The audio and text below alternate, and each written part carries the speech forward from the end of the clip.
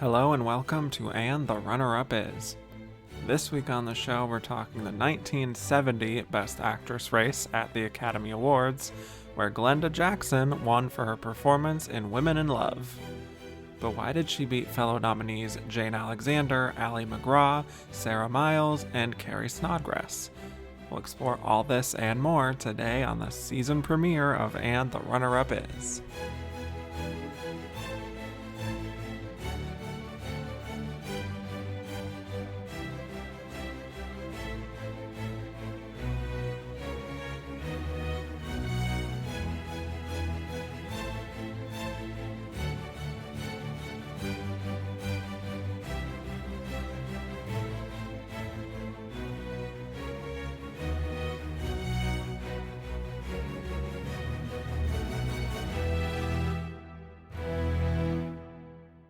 Hello and welcome back to the season premiere of And the Runner-Up Is. I'm your host, Kevin Jacobson, here to talk about the 43rd year of Best Actress at the Oscars, which covered the films of 1970. We'll be discussing how Glenda Jackson won, why the losers lost, and who we think was the runner-up of this Best Actress race. And my guest today is making a long overdue first appearance on the show. She is the host of the 300 Passions podcast and film critic at In Session Film, and one of the people in this corner of film Twitter who really has made a lot of effort to seek out as many Oscar-nominated films and performances to watch as possible, so she'll fit right in on this show. Welcome to the show, Zita Short. Oh, thank you so much for having me. This is so exciting for me, and we couldn't have picked a better year. This is just everything to me that's fascinating about the Oscars is boiled down in this category. Yes, there's certainly a lot to discuss from many different angles, as I'm sure we will. Well, before we talk this 1970 year, let's talk about Best Actress as a category. So, as I do with every guest, Zita, I would love to ask, what is your favorite Best Actress win at the Oscars of all time? So my choice is a bit unusual, I would say. Mm-hmm. And for me, it's Olivia de Havilland in To Each His Own, which isn't a popular pick, I would say, in part because in the year that she won, she was up against Celia Johnson in Brief Encounter, so that's a whole thing. I love both of those performances equally, so it's frustrating. You have this all-time great performance, but then I would argue you also have Olivia doing great work, and the movie seems to hit me in a way that it doesn't for others. Perhaps it's just an unaccountable emotional reaction that I have to it, but I remember her performance really affecting me on a level that other performances in those weepies about mothers who are separated from their children for rather improbable melodramatic reasons don't. And I really respected how she elevates the material in that film. Yeah, that's a really interesting pick, and it's one that I've watched a few times now, and I think is definitely underrated by a lot of people. Maybe it's just that it's not really available to stream generally in the US, so it's underwatched. But yeah, like the ending moments of that film are really extraordinary from her, so I really love that pick. But yes, I do technically prefer Celia Johnson in that year, but I think that is a very worthy win for Olivia de Havilland, so good pick. My other question for you, though, is what would you say is your all-time most heartbreaking loss in this category? Oh, well, there were so many with this that I had to pore through in my mind, and eventually I settled on Wendy Hiller not winning for Pygmalion in 1938, which again sounds like an odd choice because that is a ridiculously stacked category. You look at those nominees and wow, any of them in a less competitive year probably would have been deserving winners. But for me, Wendy Hiller gives one of the great comedic performances in Pygmalion. She inhabits the role of Eliza Doolittle, which has been interpreted so many times on stage and screen perfectly. So much so that whenever I watch My Fair Lady or any other interpretation of that text, I think, but they're not really on her level. And I think that says something about how powerful and enduring that performance is.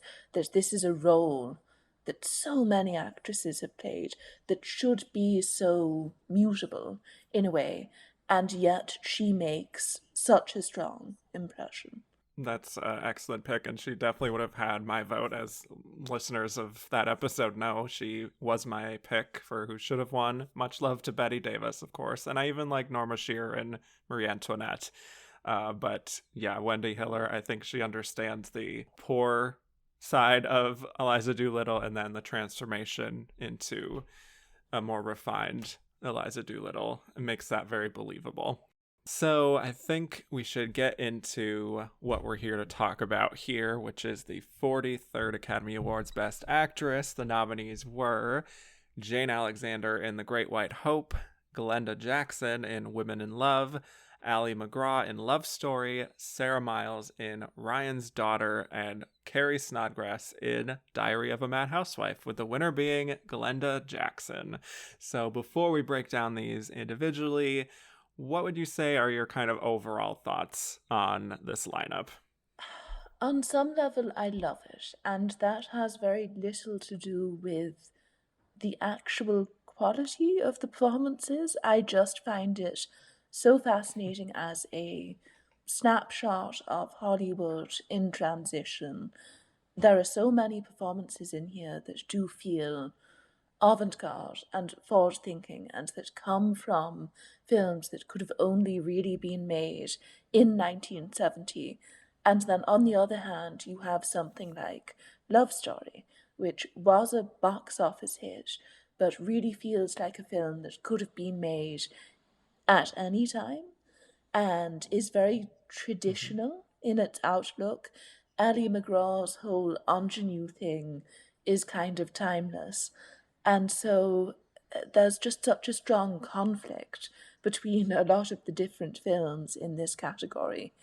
And it's also intriguing because I feel as though a lot of the heavy hitters from the 70s, your Jane Fondas and your Ellen Burstons, don't show up here. And so you do get a lesser known performer like Carrie Snodgress sneaking in there. And I always find that fun, tracking down these hidden gems that managed to get nominated is one of the great joys of going through these old lineups. Yeah. For me, I'm first of all just excited to be in the 70s here. This is an interesting one to start with, I will say, because this feels like a lineup that not a lot of people have seen in general, but it's also, like you're kind of saying, very indicative of the kind of style of performances that we would see through this decade. Like, you know, even in like rom-coms, for something like Love Story, which is a drama, but the dynamic is very sparring 70s rom-com to me. We've still got the period pieces, but they're darker. They're able to explore these more mature themes. There's sex, there's nudity, violence. You know, everything's really opening up now that the production code is no longer in place, and you're already seeing that here. And for me, it really does just immediately feel like a new era, even compared to 1969. And I love that we do have all a lineup of all first time nominees. You know, I had mentioned on the 1969 episode that that lineup was all first time Best Actress nominees, but you still had like Maggie Smith and Gene Simmons who had these supporting nominations prior. But here, every single one of these people is not only a first time nominee, but all of them are in the very early stages of their career, including these people who would become like true veterans like Jane Alexander and Glenda Jackson. And then for the other three, you know, Sarah Miles, Ali MacGraw, Carrie Snodgress, this would be their only times nominated. But yeah, it feels like a real changing of the guard happening right here. I feel like this is also just a year that is very self-contained in a way, because like you said, we don't have those heavy hitters as much. So yeah, a really fascinating year to start with. Yes, certainly. And even the presence of something like Ryan's Daughter Hmm. almost feels like a holdover from the 60s in a way. This movie that was critically reviled, especially by some of the trendier, hipper critics at the time, you could say. And yet, Sarah Miles gets nominated and John Mills manages to win. Right. I know that I have more fondness for the film than most people. I watched it a lot as a child, but there's a part of me that's just on a narrative level sort of enjoys the years where some poorly received film somehow received 6 nominations. And I think that is certainly the case there. We'll have a lot to talk about with Ryan's Daughter. But first, since we're going in alphabetical order, we are starting off with Jane Alexander in The Great White Hope. So, very excited to be introducing an actress who I'll only be able to talk about twice because she only has one other lead nomination for Testament in 1983, but she's really excellent in her 2 supporting performances that she is also nominated for with All the President's Men and Kramer versus Kramer. But yeah, for The Great White Hope, this is actually her feature film debut. And for me, this is another one of those situations like with Barbara Streisand and Funny Girl, where you maybe wouldn't even know that this would be her feature film debut because of how kind of fully formed she feels. But before The Great White Hope, Jane Alexander, she was a theater actress. She still is a theater actress. She was a standby for Sandy Dennis in a production of 1,000 Clowns. And then she had her big theater breakthrough in a production of The Great White Hope. So she originated this on the stage, and she actually won a Tony for her performance in 1969, as did James Earl Jones, her co-star, and both of them were able to adapt these roles to the film. Both got Oscar nominations for it, even though neither of them won this time. So it's all about a boxer named Jack Jefferson, played by James Earl Jones. It's the early 1910s, and it's somewhat based on the life of the real-life boxer Jack Johnson and how he just became nearly unstoppable, taking down all of his opponents to the point that some white officials tried to find the Great White Hope, a white boxer who could take him down, especially because in his personal life, he's seen as this influential kind of person and also a philanderer, and he has this white girlfriend, Eleanor, played by Jane Alexander. So there's some uncomfortable feelings about that, and they try to prosecute him under the Mann Act, leading to the 2 of them going on the run and just sort of trying to make a living. So let's get into it, Zita. Thoughts on the great Jane Alexander, her presence as an actress and her debut performance here in The Great White Hope? Well, I think she's just a brilliant performer. She really feels like an actor's actor in so many Mm-hmm. ways, which is something that you say about a lot of these theatre trained performers who only really work in film on occasion. But you're right, she's so assured. You would never think that this was her first appearance in a film. And unlike certain performers, I'm looking at someone like Eileen Heckart. This is a role that she played a lot on the stage, but her performance doesn't have a canned quality. It doesn't feel as though she's slightly exhausted with the part and has sort of run out of new interpretations for the role. This feels fresh and evocative, and it does have a bitterness to it that was intriguing to me. A lot of people have noted that her role in the film is relatively small for a lead nomination, but I do think that she makes that limited screen time count. And the fact that she's so downbeat, I think, is a brave decision in a way, because I do think it would be easier to play this role in a way that implies that, oh, it's the beginning, she's this young, idealistic, optimistic woman, and then we slowly watch her go into a decline. And I think it's almost more heartbreaking when she is presented as a somewhat pragmatic, restrained person at the beginning of the film who's sort of afraid to express her emotions in public, in large part because of the danger that that would pose to her boyfriend. And yes, at the end, the fact that her character reaches this tragic end is a bit of a cliche in the Best Actress category, but I do think that this performance really signals that a new style of acting was coming into vogue, and so much of what she does here feels very modern and doesn't feel rooted in the theatrical conventions of the time. I completely agree. She feels confident, but not studied to me. So, yeah, I mean, I really respect Jane Alexander as an actress. I find that she just has this kind of quiet power and just an intelligence in the way that she approaches her characters, and it feels very vanity free and like she's all about the work. She really is never someone who chased fame or movie stardom. And, you know, she's taken on these leading roles when she was offered them, but she is just kind of she's always kind of had that actor style that I really respond to.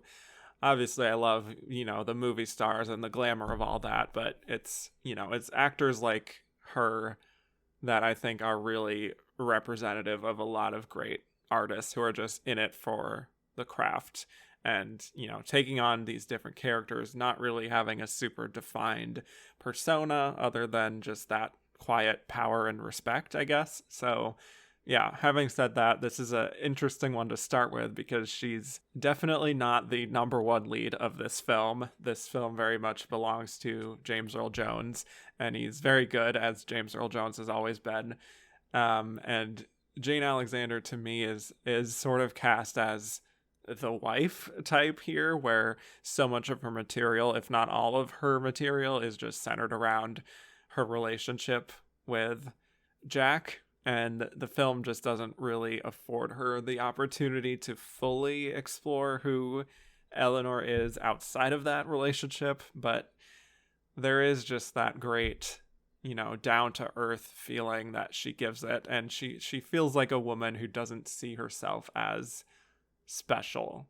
But there is this warmth and an honesty to where you can see why, you know, Jack is drawn to her energy. You know, there's nothing fake about her. There's no pretension really.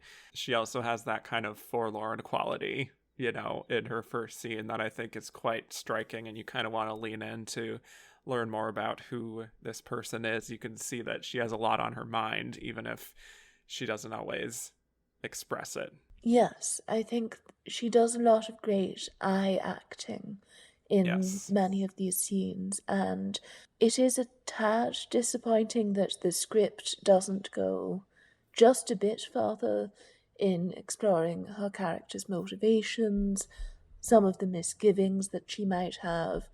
And I really did feel by the time the final or her final scene rolls around that, well, we haven't seen her in a while, and it does feel sort of abrupt.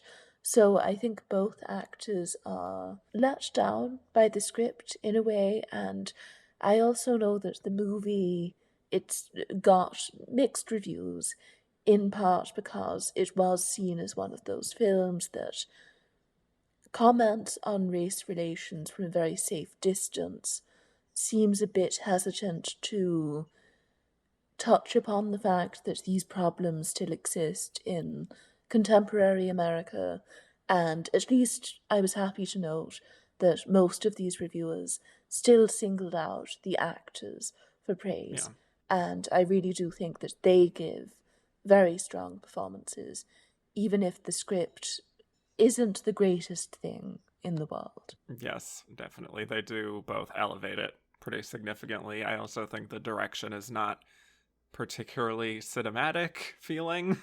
It feels very much like we're adapting a play and not really changing much of anything. Like, especially that final scene that she has with him is just kind of like plop the camera down and watch them do their thing, which is fine sometimes, but you can definitely feel the staginess of it. And especially for a Martin Ritt film, Yeah. I did have sort of higher expectations. The fact that he made this just a couple of years after making something like Heart, which Right. is so cinematic, feels so alive, and has that incredible cinematography that everyone remembers.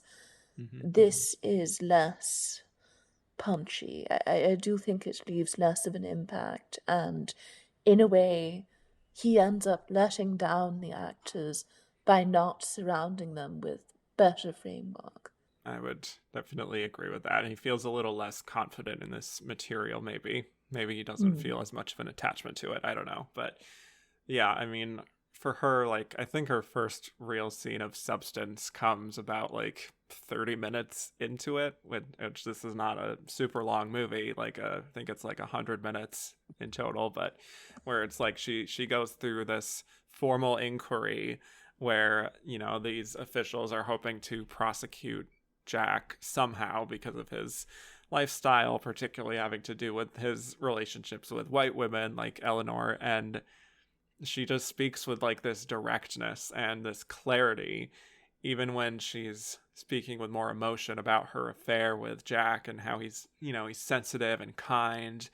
And she's just wondering, like, why can't they leave us alone? Like, what's the difference? And she tears up because she knows that she's in a very tricky situation because of the way that people are, because of the law, you know, but she just loves him more than anything. That's just it. And then we do stan her one line where she, you know, one of the officers really presses a little too hard and she calls him a slimy two-bit no-dick mother grabber, which I think she lands that punchline very well, I will say.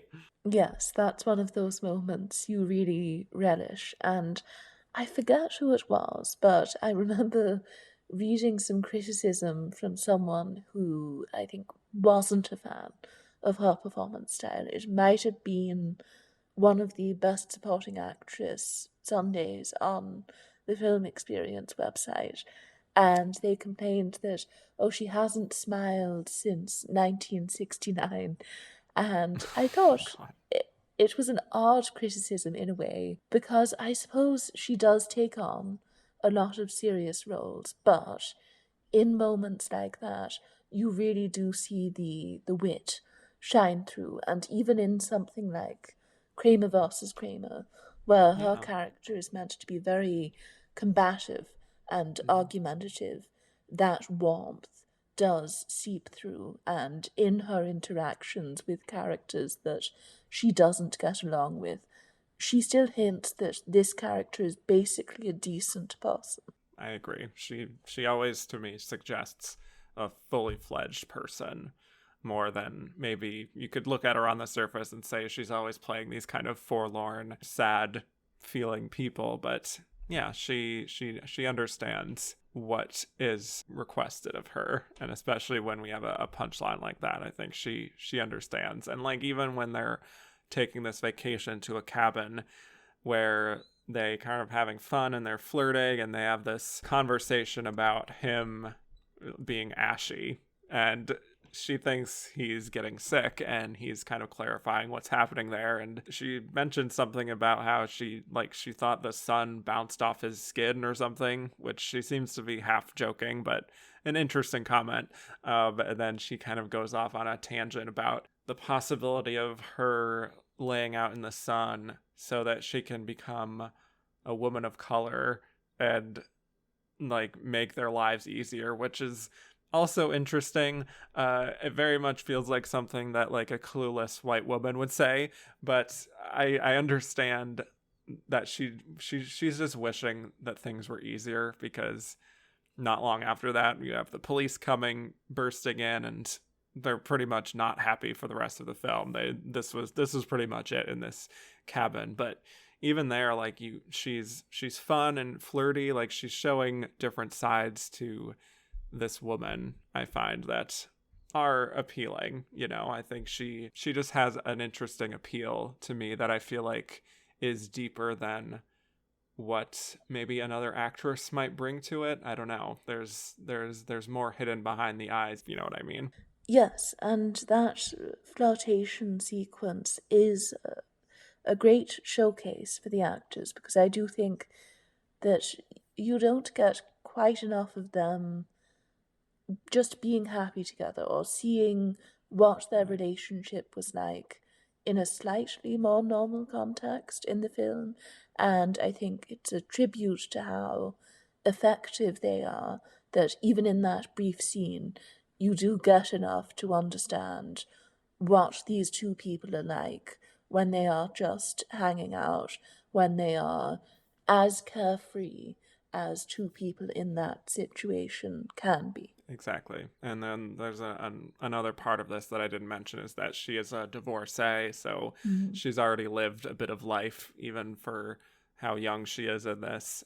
So there is a wiseness, I find, to that character, and all of their kind of journeying through the various countries, like going off to Canada and Europe and Paris and Germany.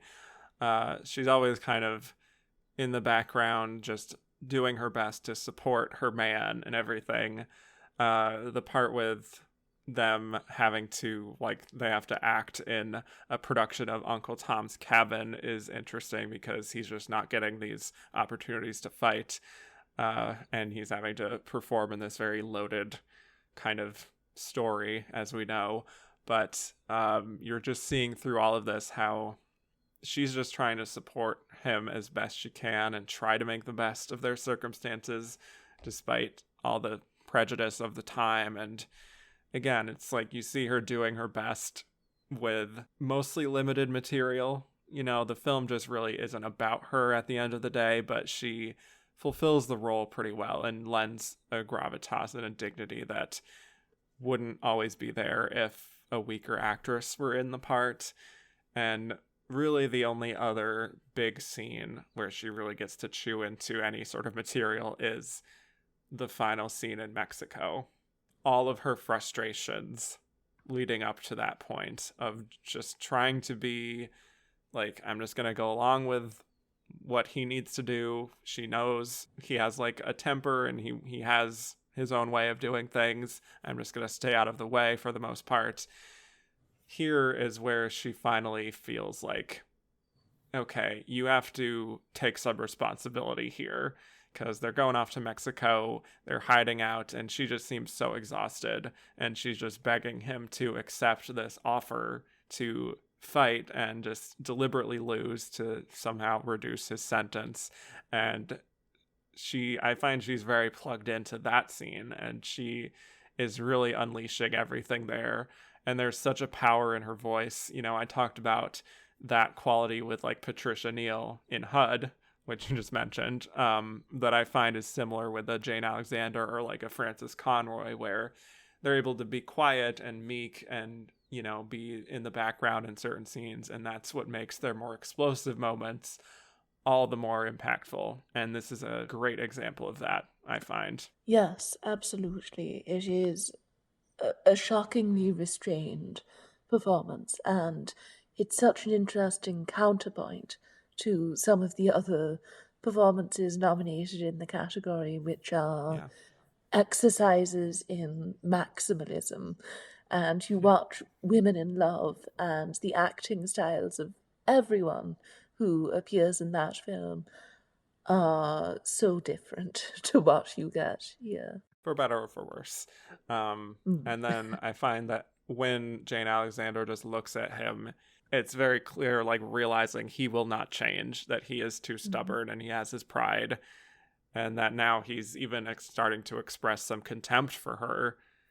And then her just defeated line reading where she says, "You win, Daddy."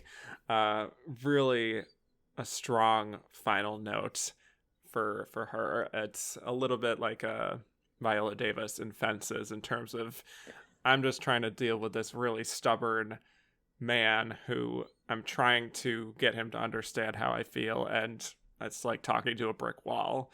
But yeah, she lands those final moments, and I think if we didn't have that final confrontation, that we probably wouldn't have this nomination. I would guess that the nomination largely comes from that final scene, but it really is worth it just to get to that. Yes, it really is. And for most fans of Alexander, I would imagine that her work in something like Testament probably stands out more than this. That movie is more of a showcase for her, but for a first nomination, it's a very strong showing, and I think it really says something about how respected she was in the industry that she gets nominated again 6 years later, even though she didn't work much in the time between this film and All the President's Men. So Right. clearly she was well respected by her peers and seen as this gifted performer. Right. And especially because, honestly, either All the President's Men or Kramer versus Kramer, I find that, I keep mentioning like another actress in those parts, I feel like maybe wouldn't get nominated, Mm. because Jane Alexander, I find, really elevates very small, limited material that isn't written to be Oscar nominated performances, especially All the President's Men. But she just lands so much, and she understands and gives dignity to these characters who only have a handful of scenes. So, anyway, I'm very excited to eventually at least be able to talk about her more at length with Testament. And I'm desperately hoping that she has her Oscar comeback all these years later, because she deserves it. Yes, more than many other great character actresses of a certain age. I would just be so excited to see her up on that stage, and she has the range. She's booked and busy still. She's doing a Yes. lot of television work. And Mm. so I think that if she did get the right part, I would imagine that within the industry there would be enough support behind her, enough people who have worked with her for her to get in there. Now you're just getting my hopes up. I really want that to happen so badly, because she is also she's won an Emmy, she's won a Tony, she could be a Triple Crown of Acting winner. So, anyway, our next nominee we'll talk about here is Ali MacGraw in Love Story. Yeah, a very fascinating one, because I guess much like Jane Alexander in some respect, Ali MacGraw didn't have much of a presence in film before this Oscar nomination. She was in Goodbye Columbus, where she actually won a Golden Globe for Most Promising Newcomer. That came out the year before. And then Love Story here is her next film, and really, I would say, is the peak of her career in film, ultimately. I think she was only around 30 or 31 at the time, and she was also married to the famous movie producer Robert Evans, who produces Love Story here. I was reading that she was kind of fielding a lot of offers, reading scripts, and Love Story, for whatever reason, really stuck out to her as something that she wanted to be a part of. So they went ahead and produced it, and the writer Eric Siegel was told to write a companion novel, which was released ahead of the film, and it became a bestseller, which really built up anticipation, and it made Love Story into the big hit of 1970, just like monster numbers. It was the Top Gun Maverick of its year. How about that? Just everyone went to see this thing. I've talked about the film itself on the Best Picture series and on an episode of On Second Thought, so this is my third go around here talking about Love Story. So it's about two college students, Oliver, played by Ryan O'Neal, and Jenny, played by Ali MacGraw. Oliver is a preppy, upper class Harvard guy. Jenny comes from this working class background, and she's studying classic music. And this creates some strain where he brings her home to meet the parents, and he's just cut off financially. But they get married, they try to live out their lives, until one day when their time together is threatened by a sudden unexplained illness. So let's discuss. Love Story is a fascinating film for me, just kind of like on a sociological level, I guess, but it doesn't really hold up particularly well in terms of quality. I'm wondering what your thoughts are, especially as someone who, hosts a show about romance and passion in films. So thoughts on Love Story and her performance. I think, as you point out, it's more interesting to consider it as this social phenomenon that Yeah. broke these box office records in 1970 and launched Ellie McGraw to stardom. Actually, watching the film is a bit of a letdown.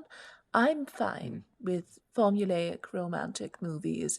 I think that you can do plenty with those genre tropes. I don't think that every romantic movie needs to reinvent the wheel. Having said that, Love Story on a narrative level is just so basic.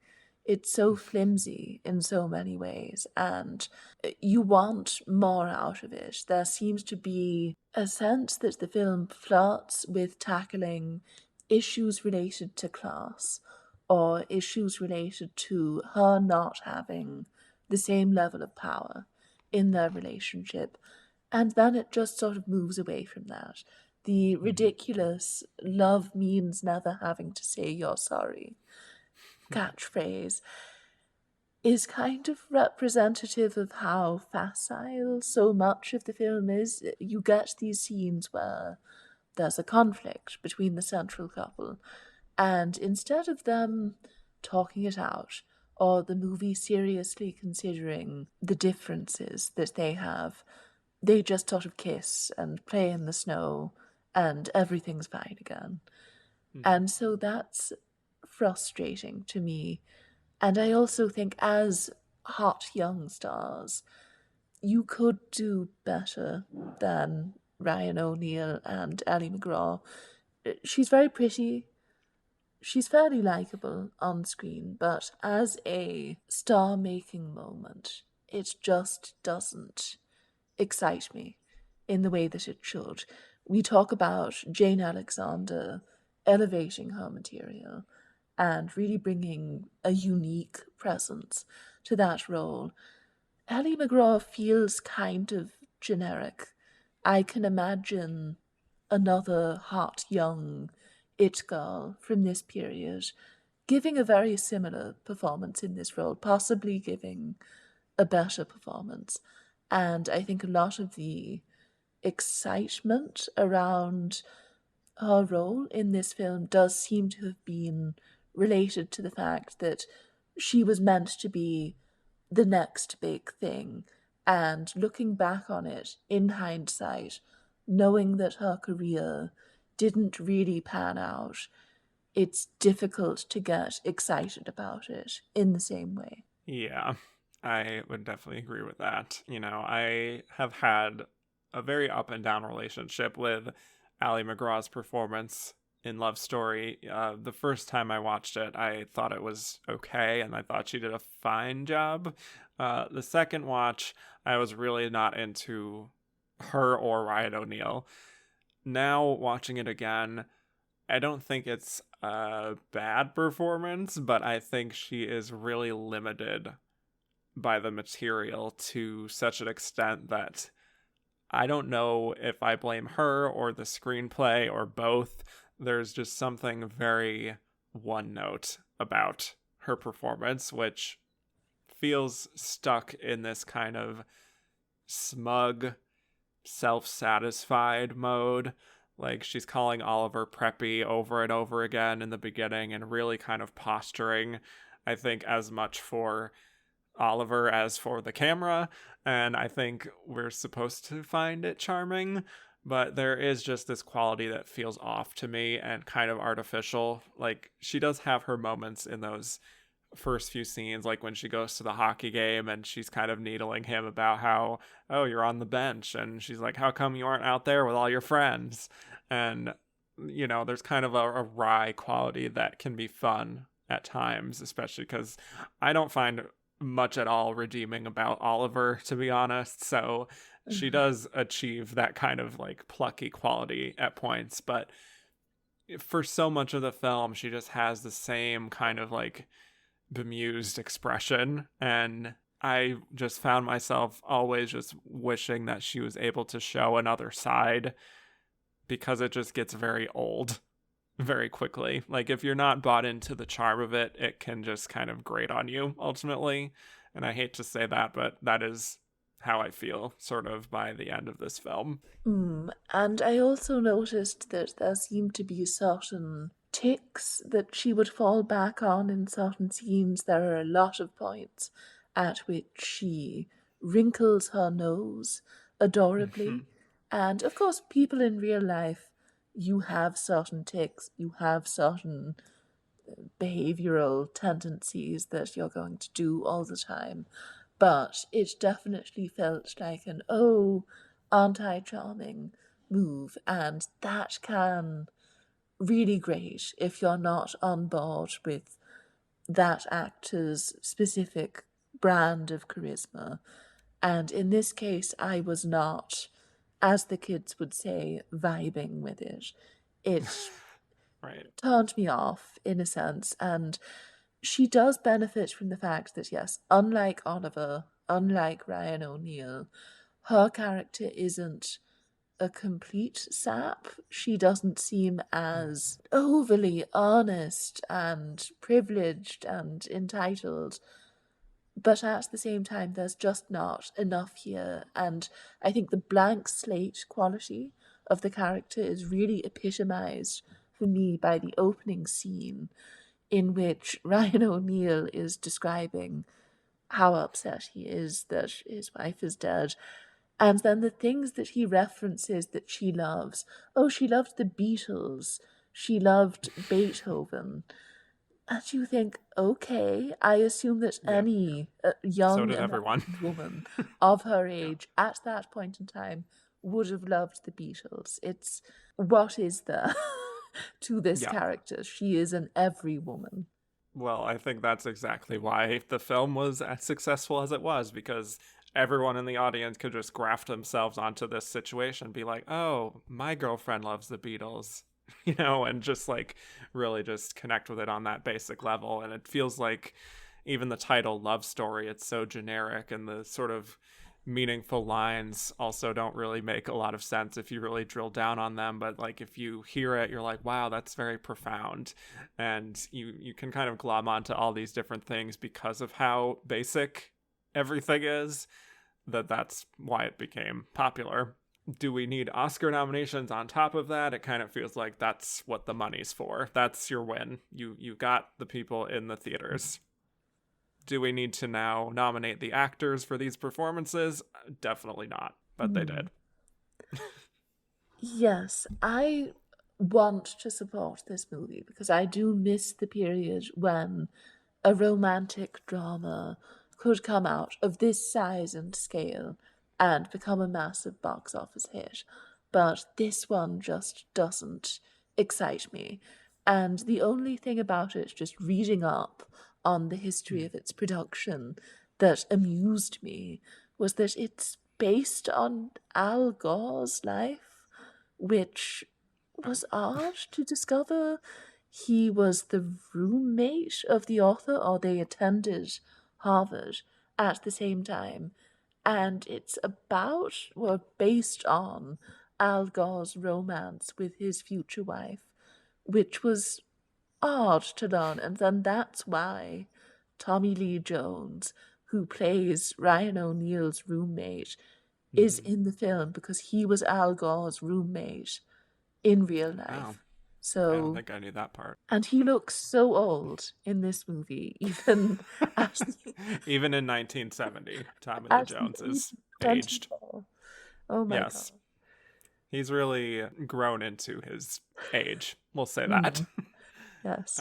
Well, I think just to speak to the broader context of 1970 in film, and also you could say by extension these nominees, I do think this offers a very old school, traditional approach that was something that people were looking for, who were kind of sick of the floodgates being opened by the ending of the production code and how there was suddenly all this sex and violence and nudity and everything. This was like, here we go, here's a traditional love story. And that's kind of what they kind of made as the poster child of like, see, they still make movies for us. It Anyway, does feel very much like a normie movie. yes. And when you think of the fact that you do have more transgressive romances coming out at this time, movies that are ahead of their time in considering gender identity and concerns over sexuality or prejudices in society. And this is just your stock standard romantic drama. Could have come out in the 50s, which I don't say as a compliment. It's Yeah. sort of a shame that nothing really came of it. And I wish, in talking about this, that Ellie MacGraw did have a more substantial career so that you have more to measure this against. It's sort of funny, though, reading about how they really jumped the gun in giving her a hands and footprint ceremony at Yeah. Grauman's Chinese Theatre, which is meant to be this great honor for a movie star that comes after several years of working steadily, appearing in acclaimed films, and in 1972, after she had made just a couple of films, she received that honor. So, Yeah. uh, It's giving Gregory Peck inviting Barbara Streisand into the Academy before Funny Girl even came out. yes. Except Barbara actually, proved that she was worthy of that in this case. Mm. So, I was also disappointed by the fact that she and Ryan O'Neill's characters spend so much time together. We don't get to see much of her interacting with other characters. And so when her father shows up, I thought, well, okay, there's an opportunity there for her to talk to someone else, for us to see a different side of this character's personality. And then with Oliver's father, we are meant to believe that he's really irked by the fact that his golden boy son is going out with this working class hippie, and yet we don't get much of there being tension between them. I thought, okay, we could have had a really fun scene here where they sort of passive aggressively snipe at one another, and that yeah. there isn't much of that. And so you're sort of stuck with a lot of scenes that are rather sappy, where she has to declare, I love you, I don't care that you did this thing. And the one thing that a lot of people mock about the performance, which is definitely a trope in these a young, beautiful woman is dying of a mysterious illness films, is that somehow she just gets prettier as the Mm-hmm. illness keeps developing into something worse and worse. And that, I don't necessarily ask for realism from these movies. I'm fine with the fact that melodramatic convention occasionally requires that these films not be accurate in their depiction of something like an illness. At the same time, it really does take away from how devastating it should be to watch this young woman die at such a young age when she has all of this promise and this potential and seems happy with her life. Instead, you think, wow, I'd rather like to look like that if you're a woman.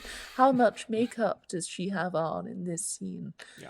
Mm-hmm. It's not as impactful as it should be. It seems like she just becomes angelic by the end. Like she's not even truly a person anymore. She is just symbol, really, for Oliver, as all her flaws have gone away.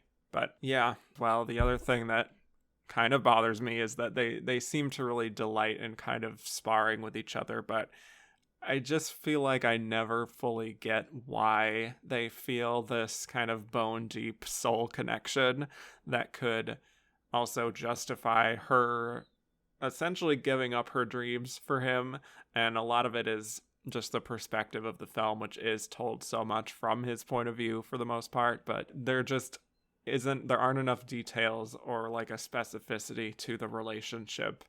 And in terms of chemistry, I don't know if you want to talk about that too, but I think they're fine together, but it's not the kind of like sizzling chemistry we're talking about here, you know? Mm.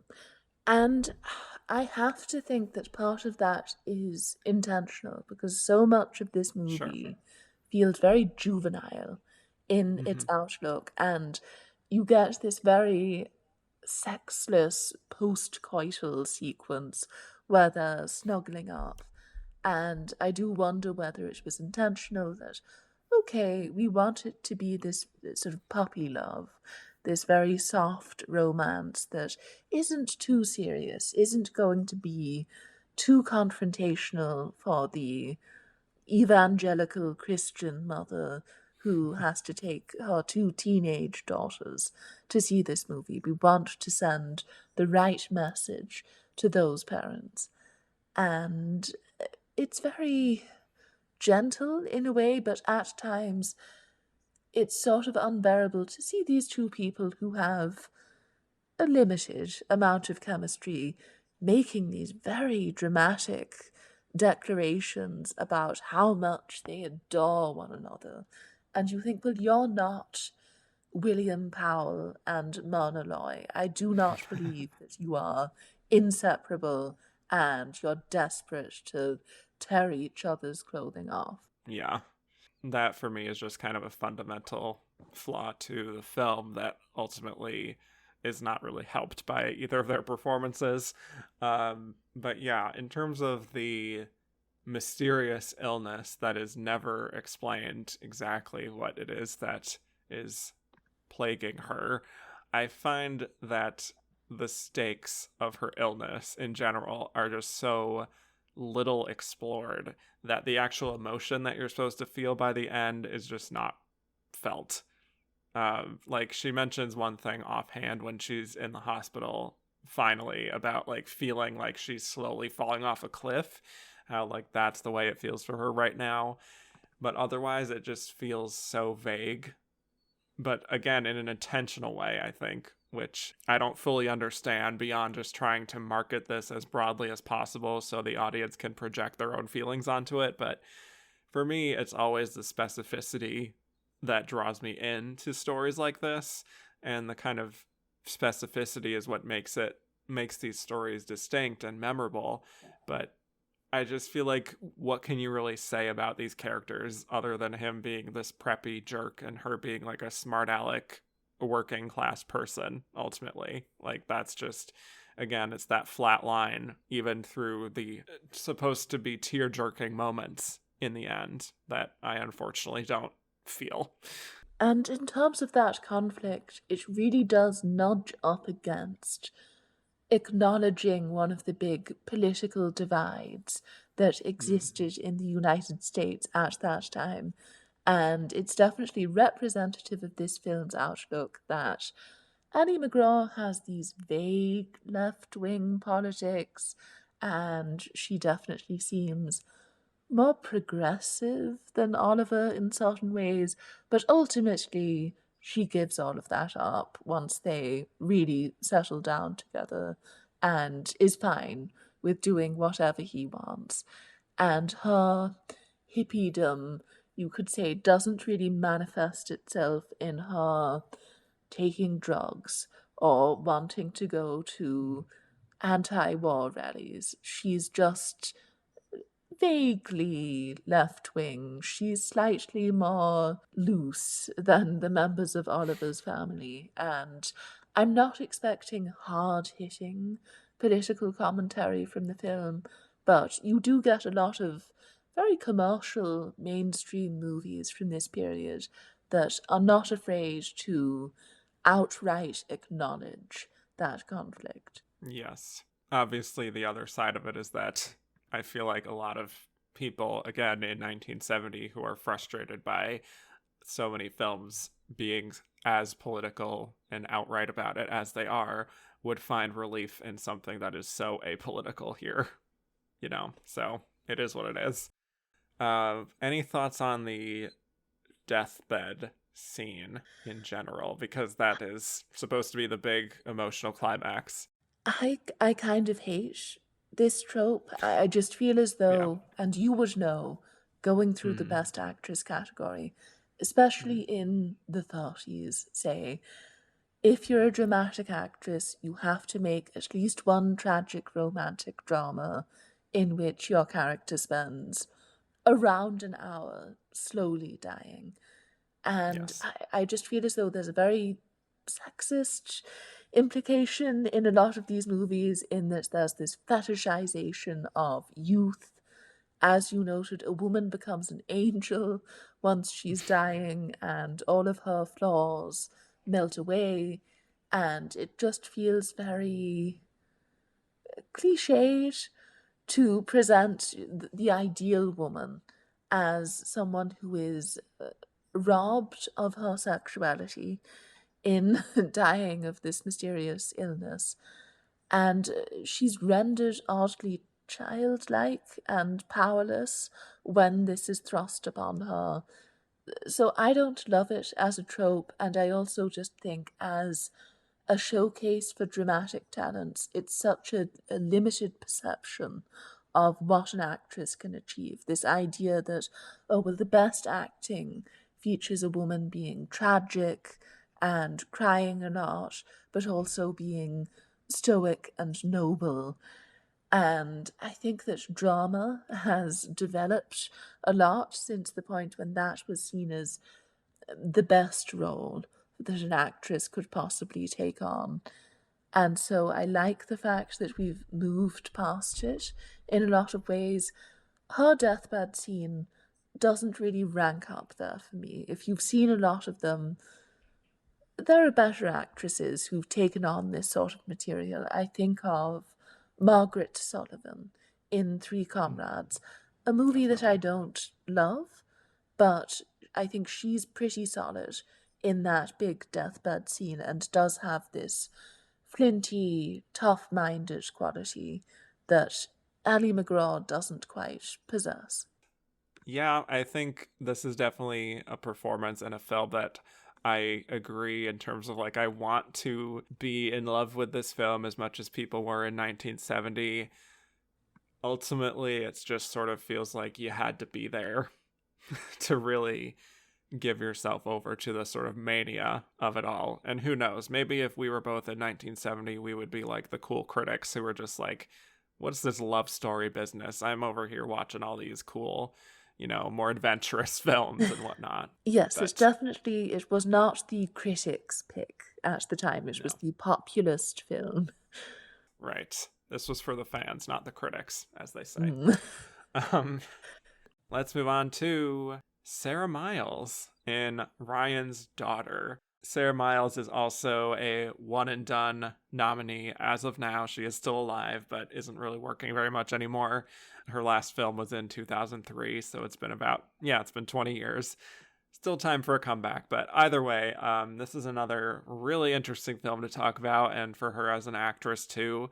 So Sarah Miles, British actress, she attended RADA, the Royal Academy of Dramatic Art, and she did a handful of British films, including Term of Trial, The Servant, Those Magnificent Men and Their Flying Machines. She got BAFTA nominations for Term of Trial and The Servant, and she had a role in Blow Up, Antonioni's Blow Up. She did plays. I mean, she did quite a bit, but not fully blowing up in film as much in a leading role.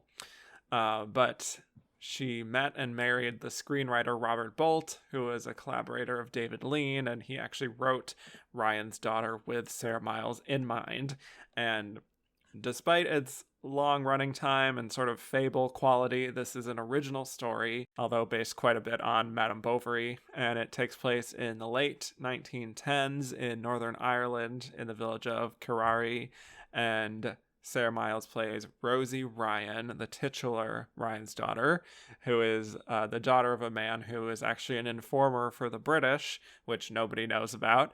And Rosie falls in love and marries a school teacher, Charles Shaughnessy, played by Robert Mitchum, who is quite a bit older than her, and he doesn't really satisfy her sexually, so she goes off and has an affair with a British major who comes to town, Dorian, played by Christopher Jones, and when that affair becomes public, it makes her into a bit of a town pariah because of the sort of tension between the Irish and the British. So this is also a very fraught production, as we know, and a film that was largely savaged by critics. But Zita, thoughts on Ryan's Daughter, all 3 hours and 16 minutes of Ryan's Daughter and Sarah Miles' performance? So, as I noted before, this was a bit of a childhood favourite of mine, and it was one of the only DVDs we had in my household, so we watched it a lot. And I think part of the reason for that was that it was probably the only girls' movie that we had, so it was the one that I reached for a lot of the time. It's so deeply ingrained in my childhood memories and my nostalgia for being young that I find it very difficult to look at it from a critical perspective. Mm. And I think watching it that way, you notice how ridiculous so many aspects of this film are.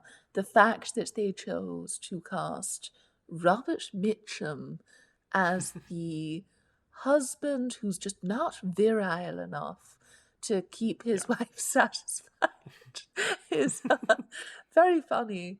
And then the guy that she gets involved with is such a bore. He's not mysterious enough. I think there's meant to be this enigmatic aura that he has that Yes, draws very to James him. Dean. Yes. Mm-hmm. And then the whole plot is sort of a mishmash. It's kind of wants to say something about the troubles and the conflict in Ireland, but then it never quite jives with the romantic plot, which is sort of a spin on Madame Bovary, although for obvious reasons not as complex, not as successfully pulled off. At the same time, I cannot deny that I do think it's a fascinating film, and I think it's more interesting than certain people give it credit for being. I think the common take on it nowadays is beautiful cinematography, but the story goes nowhere. It's a bit of a lifeless wreck, and you can tell that it went through this troubled production. And I think a lot of that is true, but in the case of Sarah Miles, I think she does benefit from the fact that on the page, this character is a bit more complex than some of the characters that we've looked at. And while I would argue that she doesn't fully rise to the challenge, I was still intrigued by, say, the scene in which she is publicly shamed for being an adulteress, or the Yes. scene in which she early on is talking to Robert Mitchum. She has this sort of schoolgirl crush on him and wants to rush into a marriage. And he's very hesitant about this. He says, "Oh, you're so young, maybe you should wait, maybe you should see other men first." And she says, "No, no, we need to do this." And I do think her acting in these scenes are quite strong. She's very successful in portraying that youthful stubbornness and that conviction that you are right, even though other people are cautioning you against doing something. Yeah. So I don't have a super strong relationship with Sarah Miles in general. I will say, just from knowing Emily Watson more, every time I see Sarah Miles, I'm like, she looks exactly like Emily Watson. um, and I'm sad that they never did a film together as like mother and daughter, although there is still time. But yeah, Ryan's Daughter is not a film that I particularly enjoy. There's something that's just very punishing, I find, about the kind of approach here. And while I do think the cinematography is gorgeous and very much earned its Oscar win in that category, I just find a lot of this really unpleasant to watch. And when I don't find it unpleasant, it just feels like a story that is too simple to justify sort of stretching it out to over 3 hours. For me, I kind of say, now that we have the Banshees of Inisherin, it's kind of like if the Banshees of Inisherin had no comedy in it and also it was twice as long. Like, that's how this feels to me.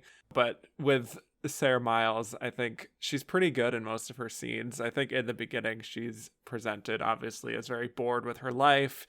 She's dismissive of this town fool. She's reading books about mistresses to keep herself occupied. Like, it's very much setting up that she is about to act out in a way. You know, she's young and she's just bursting with energy. She's carrying around her umbrella all the time.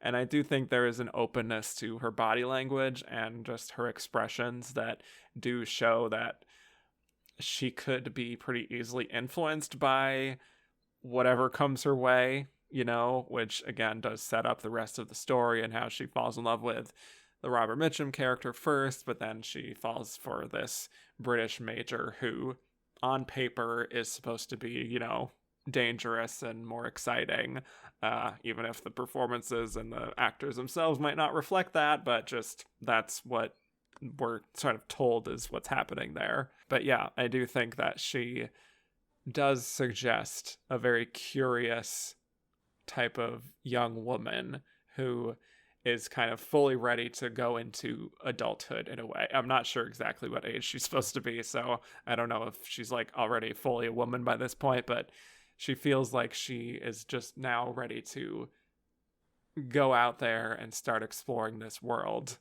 And I appreciate that openness that, again, just really over time, it feels like she is becoming more mature, but then also brushing up against the very harsh standards that are set in place and these kind of warring factions that are happening that are outside of her control. So there is like that fable quality to it. But yeah, I think she is good with what she is given. I do find that overall, I don't know if the performance just fully comes together in terms of the connective tissue of everything, but she does a fine job with it.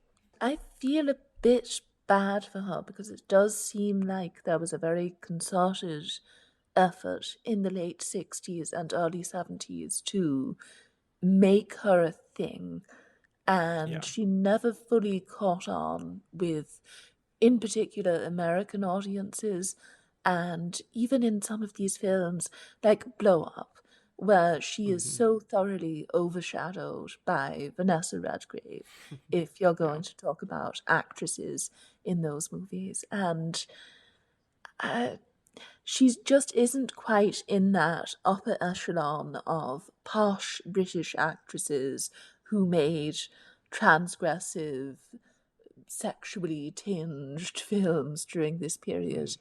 And so I think she doesn't really come to mind for a lot of people when they talk about this period. And this movie, when you read about the critical reception to it, how Mm. lambasted it was by John Simon and Pauline Kael and Richard Schickel, it's sort of funny. I get it. Of course, this is a very unsuccessful film on a lot of levels.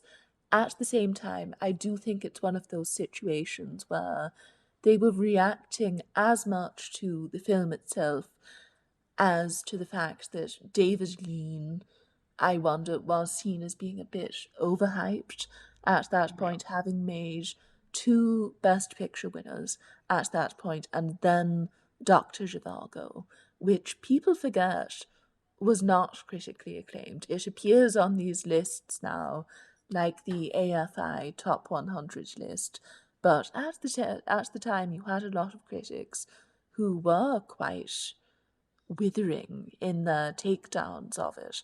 And so I think this movie arrived at a time when people were wondering, well, are these movies just a bit lumbering? Are they pretentious?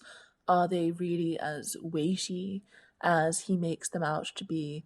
And so I do think it was sort of a backlash to Lean as much as it was, this movie seems a bit silly and its plot doesn't really hold together.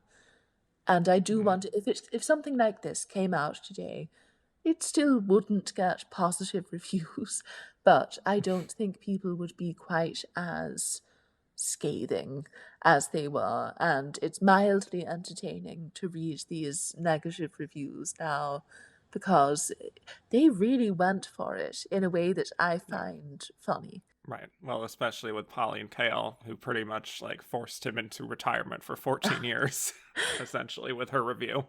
Hmm. I mean, there was definitely a personal element to a lot of those reviews, which can still be the case with some reviewers these days. Some critics do kind of review the personal journey of the director more so than the actual product itself, you know? But in terms of, you know, her performance, again, I sometimes feel like there is so much going on in the film in terms of he is just trying to do all this with the British Irish rivalry and all these surrounding characters that sometimes she does feel a little lost in the shuffle at times while he's off exploring all these other things. But when she does get the material again, I do think she does a fine job with it. Like, I think the wedding scene and the reception after that, I think, is some of her finest performance in the film, really, where it's clear that she may actually be having second thoughts already just in her kind of expression sitting at the table with him and her kind of glumly walking back to the house with this expectation that they're going to consummate the marriage and everything.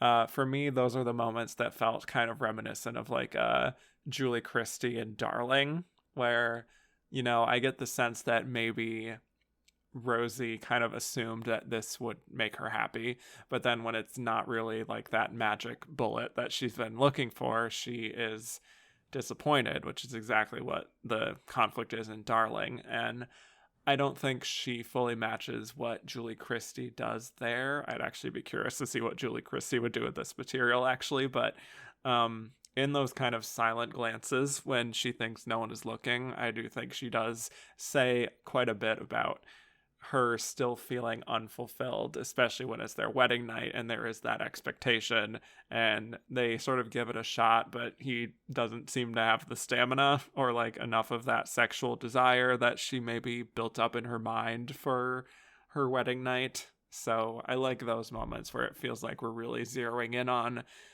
what she really is going through internally, because ultimately for a lot of the film it sort of feels like the external plot of this love triangle is what takes over and we're not fully zeroing in on exactly why she's making the choices she's making.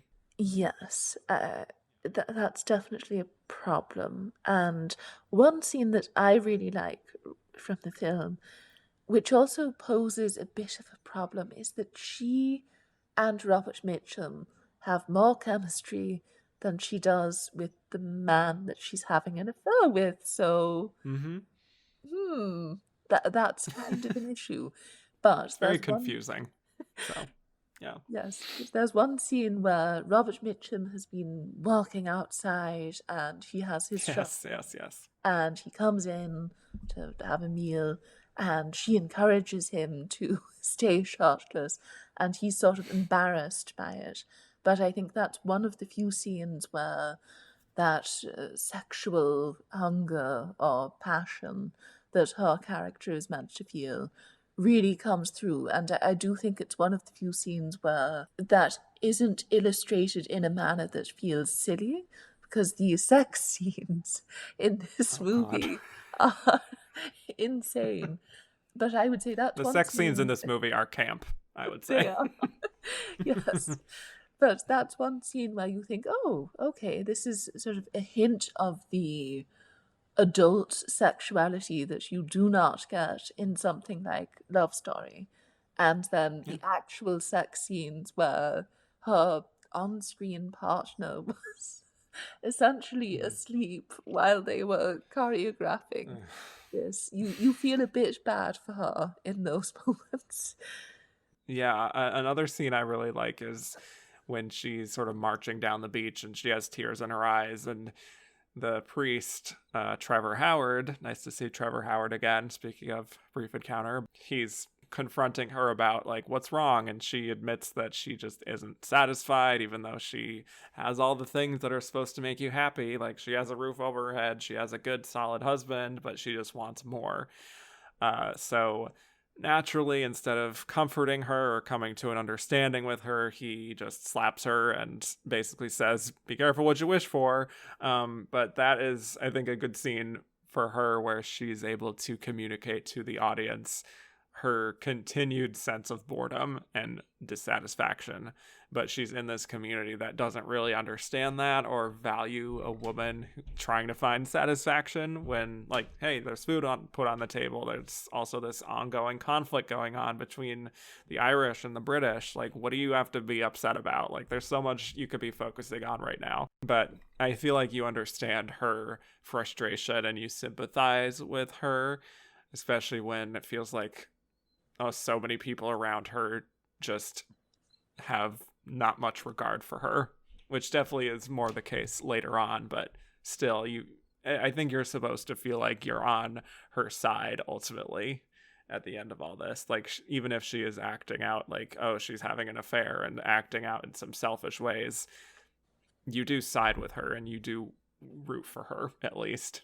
Yes, it does count for something in the long Mm-hmm. run, but this script is really muddled and confused in so many ways, and yet I cannot deny that a movie like this holds more fascination for me than something like Love Story, which is Yeah. a more effective movie in certain ways, but this film is more ambitious in its way and is at least attempting to craft a protagonist with some depth and some complexity who is a legitimately flawed human being in so many ways. Right. And when she does start to sort of sneak around, I think you can tell from her demeanor that there is that sense of adventure and danger, and that's exactly what she's been looking for. Even if you see, like in some scenes, how she feels like she might be in over her head. I do want to go back to that sex scene that you mentioned in the meadow, whatever, Garden of Eden area. And it feels like David Lean's just created this sort of unreal, beautiful paradise kind of setting, and she has to experience a kind of ecstasy. For me, that scene is so heightened and ridiculous in the middle of a film that is mostly pretty muted and downbeat that I kind of have turned back around into kind of loving it for how bizarre it all is. Like, it's just kind of, at least I appreciate them for taking a bit of a risk for that, even if it didn't really come out great. And yes, with the production behind the scenes, they literally had to drug Christopher Jones in order to get him to perform.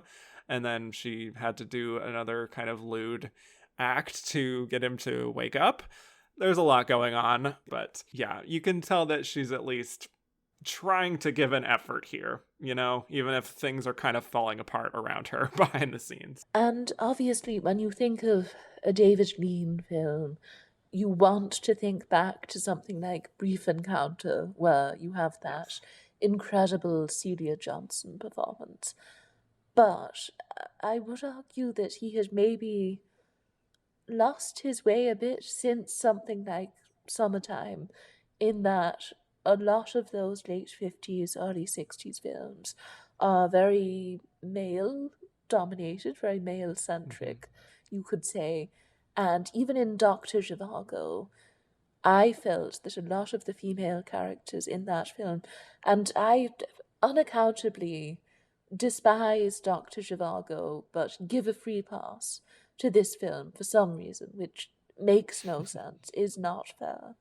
But in that movie, Julie Christie's character is sort of a nothing, I found. She's just Yeah. an object of desire. And Julie Christie, no offense to Sarah Miles, is a better actress, But because that part is so underwritten, she can't do much more than sit there and look impossibly gorgeous. Whereas Sarah Miles does at least get some opportunities here. She has some Yeah. wiggle room in terms of what she can do. And I would also note that Trevor Howard, for some reason, is good in this, even Yeah. though I his think he might be an character. MVP here. Yeah, it's very strange. There are good things going on in the peripheries of this movie, but as a whole, it's a mess. Yes. After the intermission, things really take a turn where, Michael, the John Mills character, is indicating this affair that she's having with this British major in front of all the villagers, and the priest is then confronting her privately about it, and she denies it at first, but is really shaken up and, dealing with the fact that this is now out there. I do feel like we start to lose the thread a little bit with her character for a long time in the second half, where suddenly there's like this German shipment of supplies coming in, and there's this conflict with the Irish and the Brits reaching ahead because Rosie's father is an informant for the British, and he tips them off about this shipment, which then leads them to confronting the Irish, and it's just a whole mess. In the meantime, for her, she's kind of just having to avoid the judgment of people in town who are just calling her a whore straight up, and she is really mostly in a reactive position from then on out until that big scene where she goes to hug Dorian after he has like this bout of PTSD, and it's in front of everyone, of course, which basically just dooms her fate, and you just know it when it happens that like this is not going to be good for her. So I find that sometimes the plot does start to overshadow her character work ultimately. Yeah, it does take a turn for the worse when the canvas opens up in a way and they try Yeah. to turn it Mm-hmm. into this epic story instead of it being a more intimate personal tale about Right. adultery and this failing marriage, and she doesn't play enough of a part in the gun running subplot for it to feel as though her reaction shots in that scene where everyone is rushing to see what's happened, it feels as though she's an accessory in her own story, Right. and she just doesn't get as much to work with there. And then even the final scene where Mm-hmm. her great love Dorian has killed himself, and now she and her husband are going off, they're leaving the town. It does feel as though that should be more profound. She should feel something deeper than what she does. And Mm. instead, it's a bit of a shrug at the end of the film. Maybe they're getting divorced. Maybe they're Mm. staying together. We don't know. And you think, after 3 hours, you have to decide on something. You can't That would just be nice. throw your hands up in the air. Yeah, I think in the end it kind of peters out mostly. And I am just like, I'm happy that you're getting out of this extremely toxic situation. Love that for you. And whether or not they get a divorce, I hate to be mean, but by the end of this, I'm just like, I don't really need to see any more of this story. Like, I'm fine with whatever you two decide. For me, it's just a very punishing film for the audience with very little joy, ultimately, which not every film needs to be like super happy and peppy and everything, but I just find that there's so few characters also that have redeeming qualities at all that I really tend to struggle with it ultimately by the end in terms of feeling like, wow, this triumphant moment of her finally being able to leave. So, yeah, that's where I'm at ultimately. I think the material kind of lets her down by the end. Yes, that's where I'm at too. And I feel as And though yet I'm you still love trading. it. Yeah, I'm sort of I enjoy it. I can't deny that. And part of that is not that I think it's a great movie, but it's just one of those things where, say, the ridiculous sex scenes that we discussed, those do Hmm, have a certain camp value. And if you've watched them over 15 times, you sort of enjoy them. You look forward sure. to when that awful scene arrives. And so I do enjoy it. I love it in a way. Yes. Well, our final losing nominee is Carrie Snodgress in Diary of a Mad Housewife. So once again, we come to another one and done nominee here with Carrie Snodgress, and she was also, much like Jane Alexander and Ally McGraw, very new to the scene when she gets this nomination. She'd only done a handful of kind of one-off TV appearances. She was in an uncredited role in Easy Rider, and she was in another film in 1970 called Rabbit Run. All of this is happening in either 1969 or 1970, so she really did have this sudden emergence with Diary of a Mad Housewife, which would ultimately also, much like Ally McGraw, this would pretty much be her most notable role on film. And also, if we're going to keep making comparisons, sort of like Jane Alexander is someone who really stayed away from the fame aspects of the business and just made it about the work, to the point that she intentionally did not go to the Oscars to kind of celebrate her nomination. We'll talk more about that later, maybe. But the performance, this film is interesting. It's based on the novel of the same name, which had come out and been popular a few years ago. And it's all about this housewife named Tina, played by Carrie Snodgress, who is in a loveless marriage with her husband, Jonathan, a lawyer who is just the worst, always bossing her around and treating her like a servant more than a wife. So one day she decides to venture out and have an affair with a writer, George, who has more of a sexual magnetism, but he ultimately is pretty abusive towards her as well. So the story is really just centering on how this woman is treated really horribly by everyone around her and how it causes her to lash out and try to break free of this sort of prison that she's in. So let's talk Carrie Snodgress. A lot to discuss with this one as well, especially as a film, and it's kind of its place within the feminist movement too at the time. So thoughts on the film and Carrie's performance here? Yes, this is one of the ones that's very 70s. It is touching on a lot of issues related to the women's lib movement of the time, and I was especially fascinated by its depiction of adultery because I guess there's a parallel with Ryan's daughter in that she's a woman who's stuck between a rock and a hard place. Her husband is this awful social climber. Her children hate her, so her home life isn't great.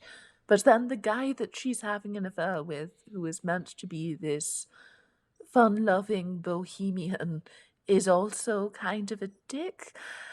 And so it's interesting as a dynamic. And I do think that Carrie Snodgrass succeeds in not just portraying the character as this put upon, mousy woman who desperately wants to experience a life outside of what has already been offered to her in this very cloistered environment that she's currently inhabiting. And she definitely has a unique presence. She sort of feels like someone who would appear in a lot of independent features, even now. Mm, And I appreciate the fact that she feels so different to a lot of the leading ladies that you might have had in different decades.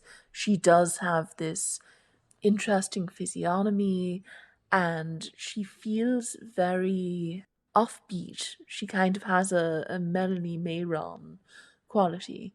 And so I was intrigued to see this movie that really could have only been made in 1970. It does feel like such a snapshot of that specific period. And so, even when it isn't knocking it out of the park on a technical level, just as a time capsule, it really has to be seen. Yeah, I would agree. I don't know if the movie always works with all the different kind of tones it's working with there, but Carrie Snodgress is fully in it, and it feels like she is working on a higher level and a more confident level than maybe the filmmakers or the screenplay. And yeah, it's fascinating because I think in the audience, we just want so badly for her to get out of this situation or to really stand up for herself and just put these men in their place, especially her husband, who is just the most obnoxious, self-centered person in the world, and I think played very brilliantly by Richard Benjamin here, who is just like, I'm going to be the worst person you've ever seen in your life. Basically, that was my mission statement. But yeah, it's I think it's very intentional on her part, and I would imagine the director's part too, to make her so numb and just beaten down that she is just too tired to even put up a fight. And you just have to sit there with her, just taking all of this abuse, emotional abuse, physical abuse, ultimately. And she is pretty passive as a character, but you do feel for her every step of the way because of how unique her screen presence is. Like, she really reads as an intelligent person. Like in the very first scene when she's just putting on her clothes and she's not saying anything, she's smoking as her husband is just yammering on and just criticizing everything about her, from her looks to her behavior to just all of her habits, and she just has fully checked out. Like, he's listing all these things that she has to do for him, and she just is numb to everything. And it's not like she's a zombie or anything, or like she has no thoughts in her head. It's, for me, it's that look of someone who's pretty much given up despite having maybe like a promising future at one point. And I think when she does speak, which is rare because it's hard to get a word in edgewise with her husband or her lover, she has such a distinct way of speaking that is so quirky, but not like naive or like trying to charm us. She's got this kind of cynical edge to her voice. For me, it's a little bit reminiscent of like a Jean Arthur, who had such a unique voice too. I do find that there's something very odd that she brings to it that could be conceived of as maybe not the right fit for this type of character, and yet she brings such a specific energy to it that you kind of don't want to see another person doing it. Yes, yes. I think she does have an analogue in some of those 30s screwball comedians, and this isn't quite as comedic as the sorts of films that Jean Arthur was making, but there is something admirable in how Snodgrass finds a way to turn this character who is passive in a lot of ways into someone who is still a compelling main character, and that often proves to be difficult for actors. How do you take something that is inherently non-dramatic, someone just sort of checking out while their husband rants at them, and turn it into something that's still going to get the audience engaged? And I think she really manages to do it. You are locked into this woman's perspective, and even though she's a victim in a lot of regards, I don't think she plays the character as someone who sees herself as someone who is defined by her position in life as a wife and a mother. And so much of it is about her trying to redefine herself and to take on a new identity. And she really captures that awakening. Yeah.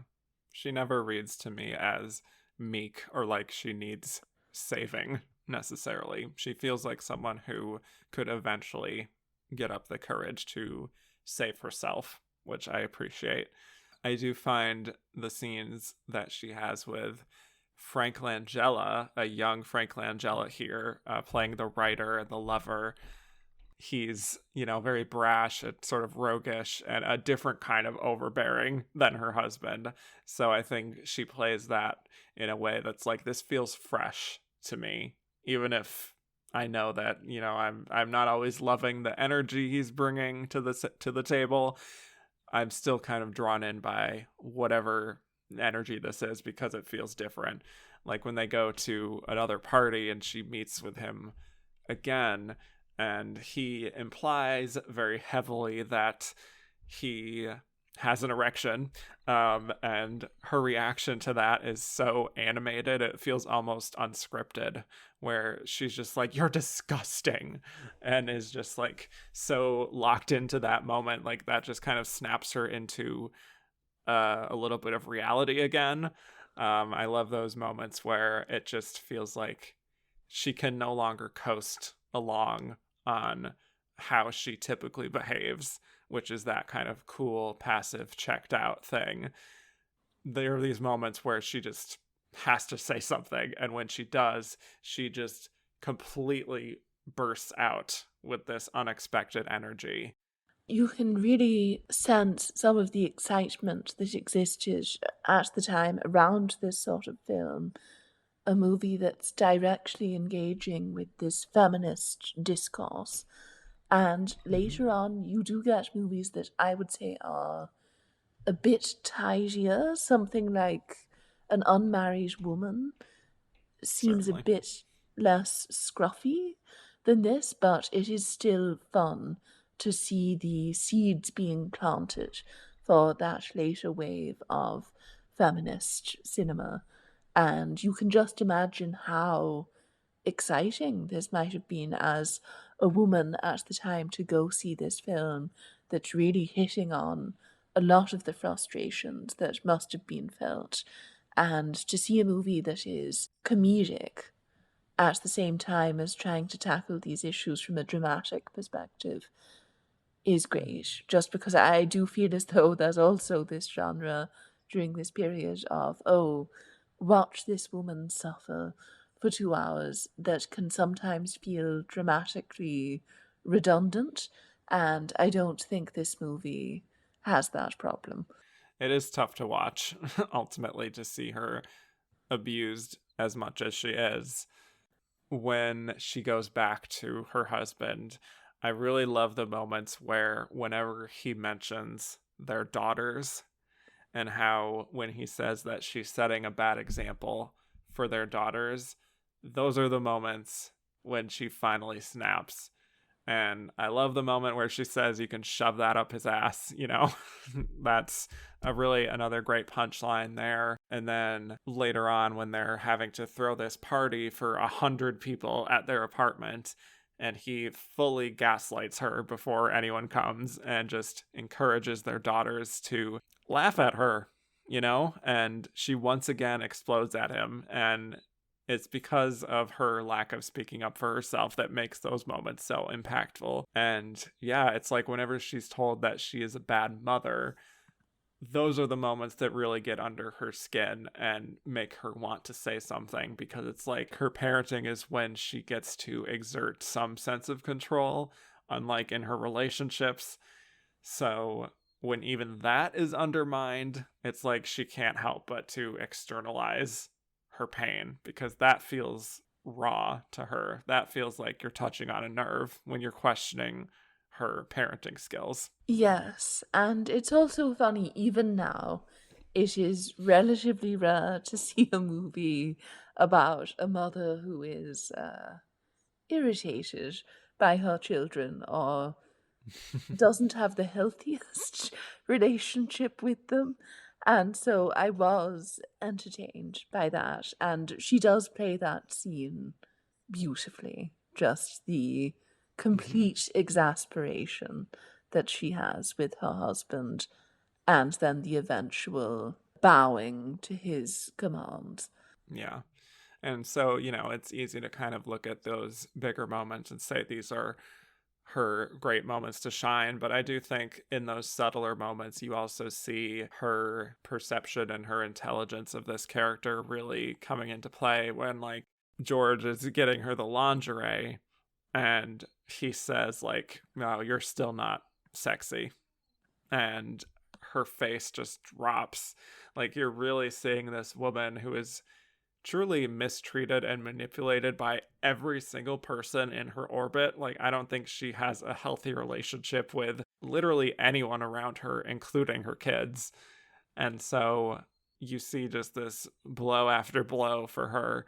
And that's where you see her really just kind of internalizing all of this trauma that would hopefully be explored in a therapy situation. But as we see at the end of the film, even that doesn't go right for her. So I'm curious what you think of the ending there as well. Yes, the downbeat ending, which is, I think, a good choice on the part of the screenwriters. I definitely think it's unexpected. And I know that if you've read any Pauline Kael criticism from around this time, she definitely complained a lot about the wave of feminist films that sort of served as fantasies or wish fulfillments, where they ended with the woman getting everything that she wants. And this movie is sort of an antidote to that. It does suggest that there's still a lot of work to be done, even if you can liberate yourself from all of these people and all of these social structures that oppress you. And again, it's a good ending because it's not too downbeat. This is not a film that ends with her crying on the floor or trying to kill herself. I think Right. it's still relatively muted in its misery and despair. And I do think that that's sort of an effective portrait of the oppression of someone who is still a middle class housewife. She still has a lot of privilege for someone in society. And yet there's that nagging feeling that she's not really satisfied with this life and all of these things that are supposed to make her happy. Yeah, definitely. It's not easy for her to be forthcoming with wanting to be a more self-actualized person, even in this world where, therapy is becoming a little bit more commonplace. So yeah, I think it's smart and abrupt ending, but in some ways I think I appreciate it. It feels ahead of its time in some ways. So yeah, a really interesting nomination. For me, I compare this type of a actress and nomination here to someone like Andrea Riseborough, in the sense that, here's a actress who could easily just do, quirky character parts for a lot of her career and always be a little bit of that person who's like, I really liked working with so and so. They really committed to their part, and then they get the opportunity to do a lead performance and they really knock it out of the park, and they kind of reject the glamour of everything. That's how Carrie Snodgress feels for me in this lineup in particular. And I wonder, looking back, the individuals who rediscover To Leslie someday, how they will Mm, respond to it, because right. so much of the response to that film is based around the awards campaign and the extra textual knowledge that you have of how it became such a big story.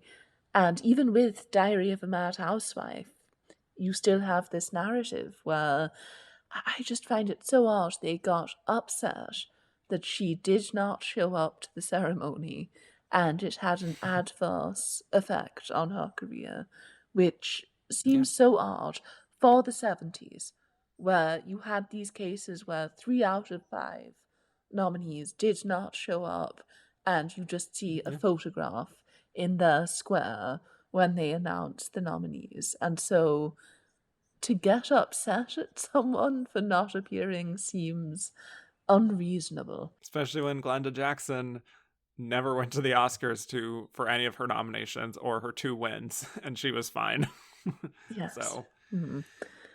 a strange situation. I was reading that she basically at the last minute told her producers that she wasn't coming. So maybe that was part of it. Just like it was too sudden that she made that proclamation. But Anyway, I think we're ready to get to our big winner, shall we? Yes, Glenda. Glenda. Very excited to now be in the Glenda Jackson era, or as we like to call her on this show, Glenda Miss Jackson if you nasty. Shout out to Kyle Bailey for one of the best Twitter usernames. Yes, we've arrived at this era where the Oscars really fell head over heels for this fascinating, cool, severe, intense actress, Glenda Jackson, who they would give another Oscar to only a few years later and would nominate 4 times in the 70s and then just never again. But to get into her background, Glenda Jackson was also an attendee at RADA. She did stage work. Her first film role was actually in a film we talked about from 1963, This Sporting Life, in a very small part. And she did 2 or 3 other films, and plus she did some TV work. Well regarded enough, but hadn't really broken through on a super mainstream level yet. And then Women in Love comes along, and it really made people stand up and say, like, who is this actress? A lot of profiles on her, and really kind of commenting on her being this sort of amalgamation of some of the older stars of the day, like Betty Davis, Katharine Hepburn, Joan Crawford. So, already getting those kind of comparisons early in her career boded very well for her. But let's talk about this wild film, Women in Love. It's an adaptation of a D.H. Lawrence novel directed by Ken Russell, and it takes place in a post-World War I Britain and is centered on this group of 4 people, 2 men who have a close relationship, and then 2 sisters, one of them being Gudrun, played by Glenda Jackson. And all 4 of them are exploring their relationships with each other, exploring their bodies. Gudrun is getting into this fraught relationship with Gerald, played by Oliver Reed. And then her sister, Ursula, played by Jenny Linden, is getting involved with Rupert, played by Alan Bates. And it's all about the sort of tense dynamics between men and women. So let's talk about our winner, Glenda Jackson. Zita, thoughts on the great Glenda Jackson in her first Oscar-winning performance here? I love the fact that she had an era, the fact that she kind of dominated the early 70s as the premier posh British actress of this period. Mm-hmm. And the fact that she won for this and then for a bizarre romantic comedy about having an affair with a dumb American in Spain is just amazing. No one else has the range. And God bless her, she's just wonderful. Having said that, Women in Love was one of the first films that I watched back in the day when I was trying to go through all of the winners.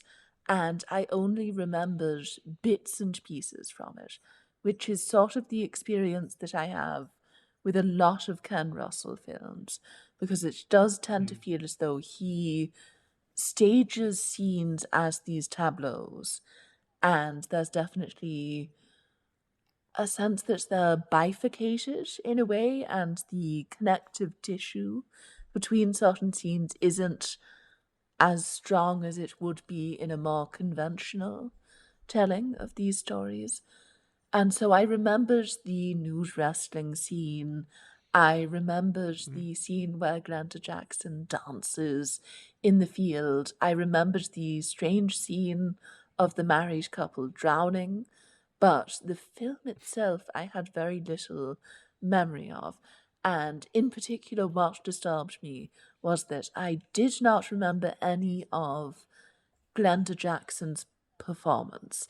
Outside of the dance scene, I could only really remember Alan Bates and Oliver Reed. And I have to admit that rewatching it, her performance in particular didn't have a big impact on me. Out of the principals in this film, I'm sort of surprised that she was the one who got the most recognition. I think it's amazing that a film like this was awards bait in 1970, but her specific performance, it just didn't leave much of an impression, if I'm being honest. I loved the oddness of the big dance scene, but outside of that, she was just sort of there. And I say this as someone who loves her and thinks she's a brilliant performer. Well, I don't think you're alone there. I do think there are a lot of people who are a bit puzzled by this as a Best Actress win because it seems very unique in the grand scheme of most Best Actress wins. I really respect Glenda Jackson as an actress. I don't know that I can say that she's one of my tip-top favorites, but she does have this sort of prickly demeanor that really appeals to me because of how sort of cold and deliberate she can be in her own way and having just this really fierce intelligence. There's also the part of her career later on when she becomes a member of parliament and is very critical of Margaret Thatcher. And I find that her off screen behavior and Oh. sort of way of being in the world is very reflective of her on screen persona. Yes. But with Women in Love, I have to say I did not love this movie when I first saw it. Possibly I was just put off by not knowing where we were going with this, like what the intention was, what Ken Russell was trying to say. But for me, this really actually improved pretty dramatically on a rewatch because I felt that it all kind of clicked into place what he was going for and sort of showing how the relationships between men and women really are weighed down by the burden of expectations and customs, especially in this post-war era in Britain where there was this sort of hoping of keeping calm and carrying on and all of that. And when it comes to relationships between people of the same gender, as we see in this film, there's so much more of a comfort and an ease going on there. And obviously, with the screenwriter being Larry Kramer, the great gay rights activist, there is that homoerotic current that's running throughout so much of the film. But as far as how that relates to Glenda Jackson and her performance, that is part of why I wasn't as enthused with this win when I first saw it, because she's not always the most interesting part of this film. But on a rewatch, I felt like I began to understand not only the nomination, but the win.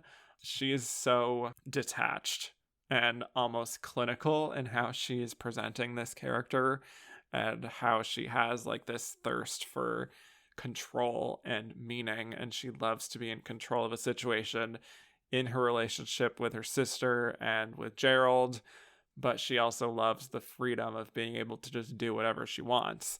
So if she wants to dance in front of a bunch of cattle, she's just going to go for it.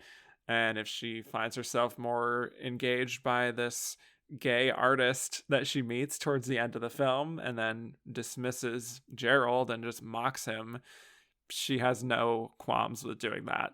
And I guess I appreciate how much Glenda Jackson really does not care at all if the audience thinks that she is cold or unlikable or whatever you want to call her. She's just going to do whatever the hell she wants. And even when people call her out, like, she's not really going to change for the better. If anything, she'll just dig her heels in even further. And I think just in general, maybe this is just my own feelings on Glenda Jackson that are informing the performance and what she is giving to the material that is somewhat limited compared to her other work, but she is such a force and she has so much magnetism as an actor that you just kind of believe her as this person, for me at least. Like, when I look at the performance, I don't see her acting. Like, I see her really becoming this person, and it's really such a strange win when you stop and look at it. The only one I can really compare it to is, like, again, Julie Christie and Darling. But with Glenda, she's giving you something that feels even more unknowable for me than what Julie Christie is doing.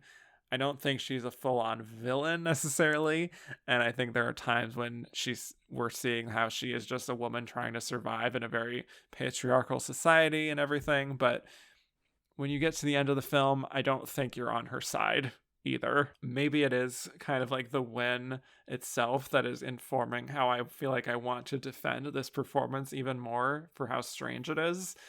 But yeah, for me, it played much better on a rewatch than it did for you.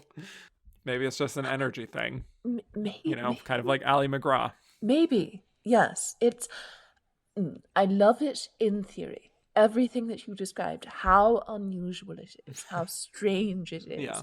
for a performance like this to win from a film like this that is so unabashedly queer and willing to go there when it comes to depicting sexual content that doesn't seem ashamed of any of this, because you do have a lot of films from this period that are sort of flirting with it but aren't willing to go all the way, and you really have to admire the fact that this movie doesn't shy away from that stuff.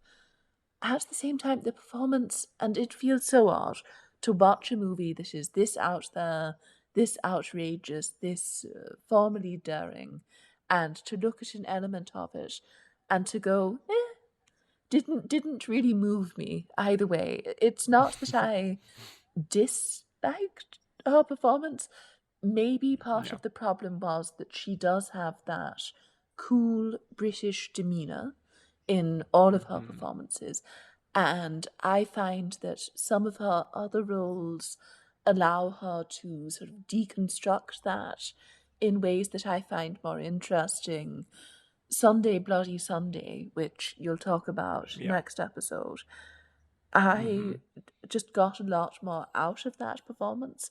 And obviously, that movie is more conventional in terms of its structure.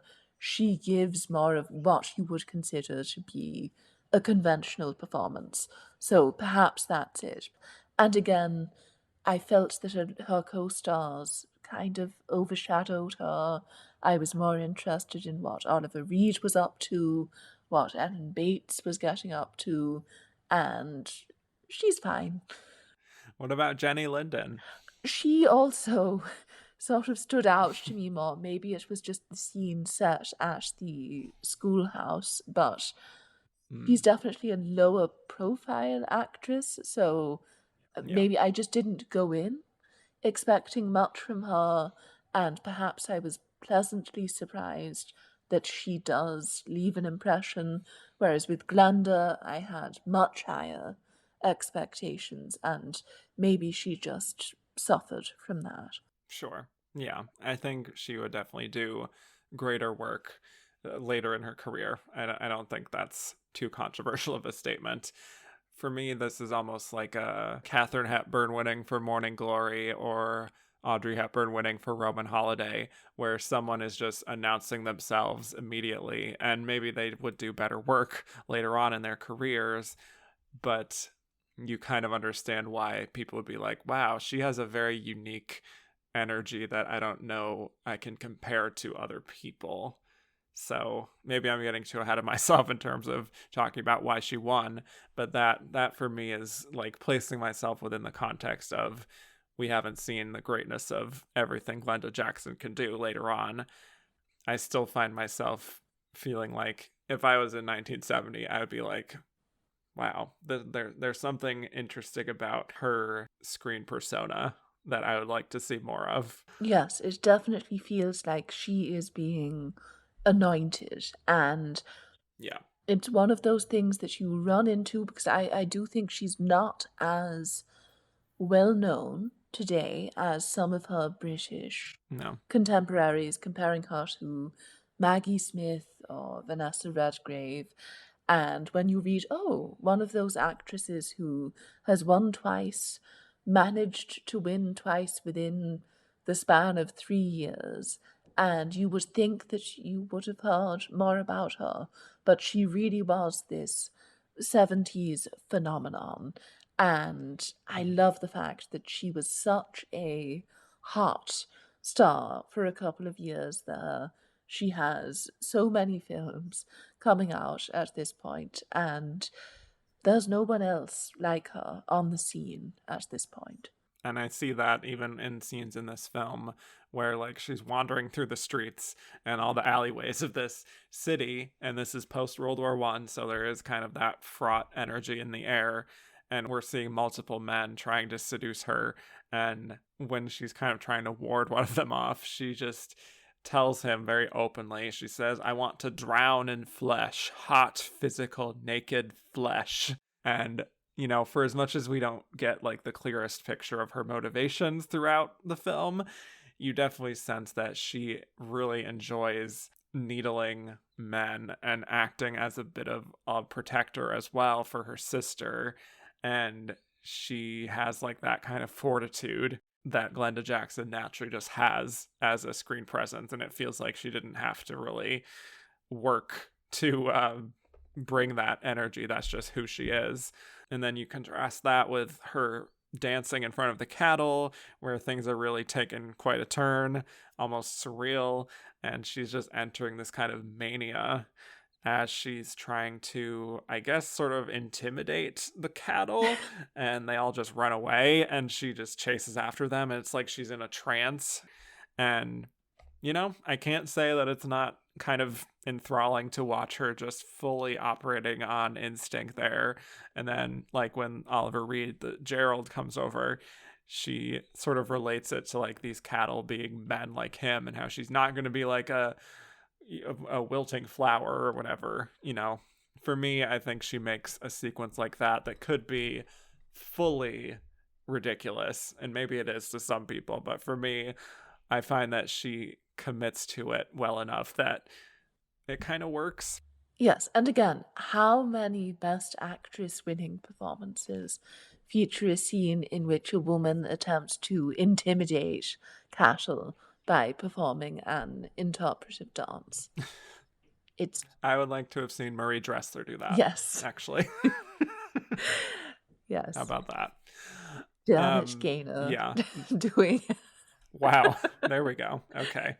That's an interesting challenge. But with her, like, the relationship that's growing between her and Gerald is very gradual, and I find very much on her terms. And I don't think she's doing anything super special, but she really does inhabit that sense of independence really well. And she makes it clear that, like, this is not going to be a walk in the park loving this person. And she knows that about herself. And she is just kind of setting the ground rules for them. So it's just refreshing to me, especially in doing this Best Actress series, to see kind of performance where a woman is really asserting themselves in an overtly aggressive way almost. I don't know if aggressive is too strong a word, but just like, I know exactly what I want, even though I am kind of supposed to be like this young woman who's trying to find her way through the world. I know what it is that I'm looking for, and I'm going to set these rules in place and you're going to follow them. Yes. It's certainly she's more self-confident and in control in this relationship than most of the other female characters that we've discussed. And as a period piece, it's also interesting how overt it is about projecting social attitudes from 1970 onto the past. And it's almost Baz Luhrmann-esque in how ahistorical a lot of it feels. And this blend of the old and the new is really intoxicating. Definitely. Yeah. I'm very curious how, an audience in 1970s taking in a movie like this, who's just kind of expecting like a period piece from a famous British author and being like, oh dear, like what have we walked into? Because there's a lot going on. And then by the end, it's like things happen. There is tragedy ultimately, and we see a little bit of that hard shell of her is really starting to crack a little bit. But then she just tells her sister, like, you know what? I think I'm just gonna move. I'm going to go to Dresden and sort of just like, whatever, put this in my past and do whatever I want to do there. And that's just it. That's where we leave her. And it's yeah, it's the kind of thing where I don't know if who she was at the beginning is all that different from her at the end. So it's not like a fully complex arc that we're talking about here. But at the same time, I kind of love this character and how unapologetic she is. And yeah, that's all I got. That's my defense of this performance and my enjoyment of it. Mm. No, I completely get it. Even though I myself do not share your feelings, I Yeah. understand the enthusiasm. On that note, I think we can talk about the Oscars finally and talk about why she won. So, in terms of precursors, Glenda Jackson was very much the cool critics pick of this group. She won the National Board of Review, she won New York Film Critics, and then we had, in terms of Golden Globes, Ali MacGraw won the Golden Globe for drama, and Carrie Snodgress won the Golden Globe for comedy. I don't know how much I fully agree with Diary of a Mad Housewife being a comedy, but I sort of get it as like a pitch black satire comedy in a sense. But Jane Alexander and Sarah Miles didn't win anything, but they got a few nominations. And then in terms of the ceremony, Glenda did not go. She was not interested. Carrie, as we said, did not go. I read a quote from Glenda. She said it was sort of like being pregnant with a child someone else may have for all your labor pains. Oh, okay. Which is a very creative way of talking about Oscar campaigning. Like, you're putting in all of this extra work and you might not get the reward at the end. But Mm. let's just talk about it. Why do we think from this group that Glenda Jackson was our winner? What do you think? Well, as you pointed out, she was definitely the critical consensus pick. And to me, just looking over this lineup, it doesn't seem like one of those years where, and Oscar prognostication was not as big at the time, but where there was a clear lineup of five in advance that people knew were going to get nominated. I can imagine that, say, Carrie Snodgress might have struggled to get in there or might have had some other competitors who were also appearing in smaller films who could have made it in there. And Glenda's in a movie that got nominated in a lot of other above the line categories. It's higher profile than Diary of a Mad Housewife. It wasn't poorly received like Ryan's Daughter. And Ellie McGraw, I guess we haven't asked this question yet, but I imagine was Hmm. her biggest competition. And it's one of those situations where, yes, she's very popular with the public, and within the industry, she's meant to be the next big thing, but there is still that snobbish quality that the Academy Mm-hmm. has. So they'll nominate the up and coming it girl, but we don't want to let her win. We'll wait for her to have her Erin Brockovich moment. She has to wait 20 Mm. years to win something. Yeah. And so I imagine she's definitely the most critically acclaimed of this bunch, it seems. And she has a more substantial role than Jane Alexander. And so it's just an odd year. And I have to assume that she ends up winning out because a lot of the other nominees have a black mark against them. Yes, that is something that I very much agree with. I sort of, this is going to sound like a pejorative ultimately, but it feels like she sort of won by default ultimately. Because, like you said, the other four kind of had things against them that were a little stronger than what Glenda had against her. We also had the presence of her miniseries, Elizabeth R., which was running during the voting period, which I think really, really helped her. And I think, yeah, she was just seen as a serious actress. She had that enigmatic presence. And I honestly think because none of the other nominees really made sense as winners, you could make a case for Ally McGraw as that it girl. But yeah, there's like that lack of respect that happens sometimes that comes with that. And then Jane Alexander, I think, was a little too unknown. Like, even Glenda was getting these bigger profiles of comparing her to these older legends already. And Jane Alexander didn't really have a lot of that. Carrie Snodgress, I think, was plausible as a winner, but maybe they struggled with the film itself and how passive her character is.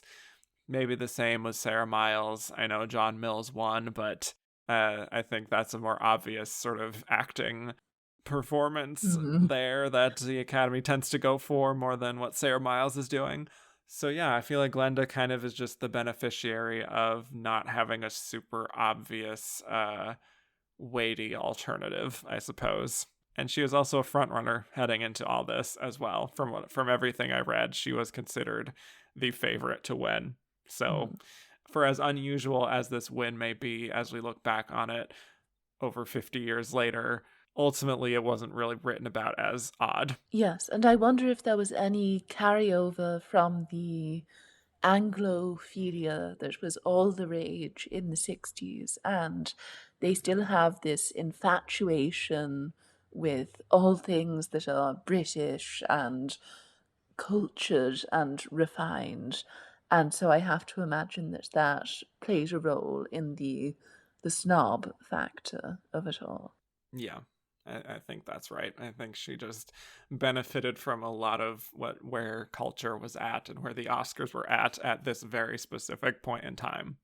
So we can talk more about her win and the other nominees as well in the Twitter questions that we got. So there's a lot to get to here. Let's start with Maxwell Caulfield, who said, "Who received the award on the winner's behalf?" And this is a very fun question because that's Maxwell Caulfield, husband of Juliet Mills, who was the Yes. one who accepted on behalf of Glenda. So there you go. Yeah, Juliet Mills, also John Mills's daughter. So she was there. Yeah, she gave a very polite and just general statement about how she assumes that Glenda will be thrilled by this win, which she sort of was, but not like over the moon because she doesn't ultimately care about Oscars. So And it's so early 70s for actors to say, very, I'm too cool for this. I'm not showing up. yeah. Mm-hmm. I believe 3 of the 4 winners this year did not show up. Oh, And then George C. Scott refused it outright. So right. that was the energy. Existential Rock said, "This feels like one of the less remembered lineups of the latter 20th century in terms of the films, performances, and even the actresses themselves. Do you agree? If so, why do you think this lineup feels, for lack of a better word, forgotten in 2023, even in film circles?" Well, I certainly agree. It doesn't come up all that often. And I think a big part of it is that a lot of these movies were not massive hits. I would say Ryan's Daughter made money, but it was critically reviled, so it's not really a cinephile's favourite. And then something like Diary of a Mad Housewife is a smaller movie. And so I think a lot of these films suffer from being out of distribution in certain cases or not being able to hold claim to having had this sort of wide cultural impact at the time of the release. And so I assume that contributes to it. And then a lot of these actresses, even, are fairly obscure nowadays. Even someone like Ally MacGraw, who was a huge star for a brief moment, will not be familiar to a lot of younger people or younger cinephiles even. And Love Story doesn't have the best reputation nowadays. So I think you have a lot of people who, unless they really want to seek out these films, they're not really being pushed into their faces. And in the case of most Best Actress lineups, there is at least one film that you end up seeing at some point in your life that gets thrust upon you, in a sense. And I don't know if you can say that about any of these films. Maybe Love Story, maybe your mum wants to show it to you, but even then. So what you're saying is we need to introduce TikTok to Ally McGraw. Yes, we do. And Carrie Snodgress. Oh, right. And, well, sorry, Yes. Glenda's cattle scene. I think that could have a Right. big moment on social That media. could be a trend. Mm. Dancing in front of various animals. Miles McHale said, "Is this the great forgotten lineup? Most of these are good to great, yet these movies have fallen by the wayside, even Love Story. I would not call this a great forgotten lineup in a quality sense.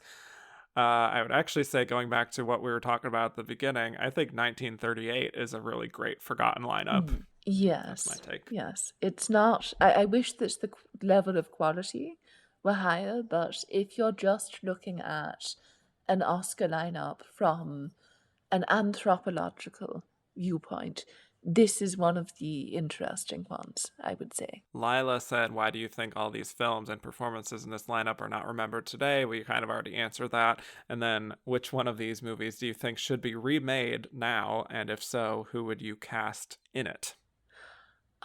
So this was a big one for me. I thought you can't really remake Ryan's Daughter. It wasn't a success the first time around.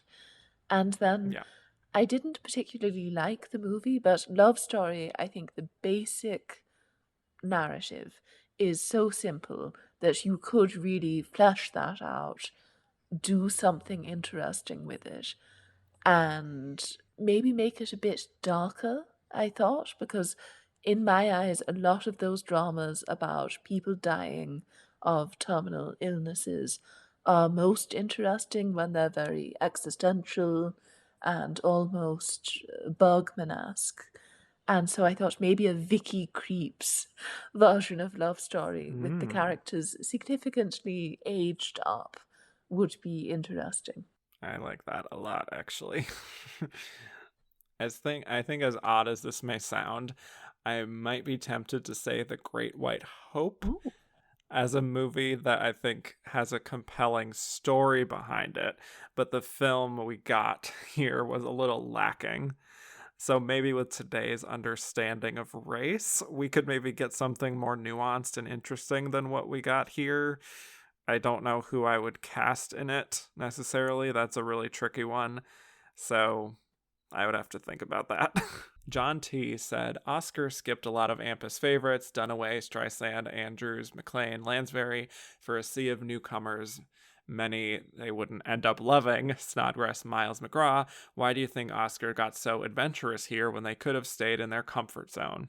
I think it's an interesting question. All of those actresses were more well established than the women who did end up getting nominated.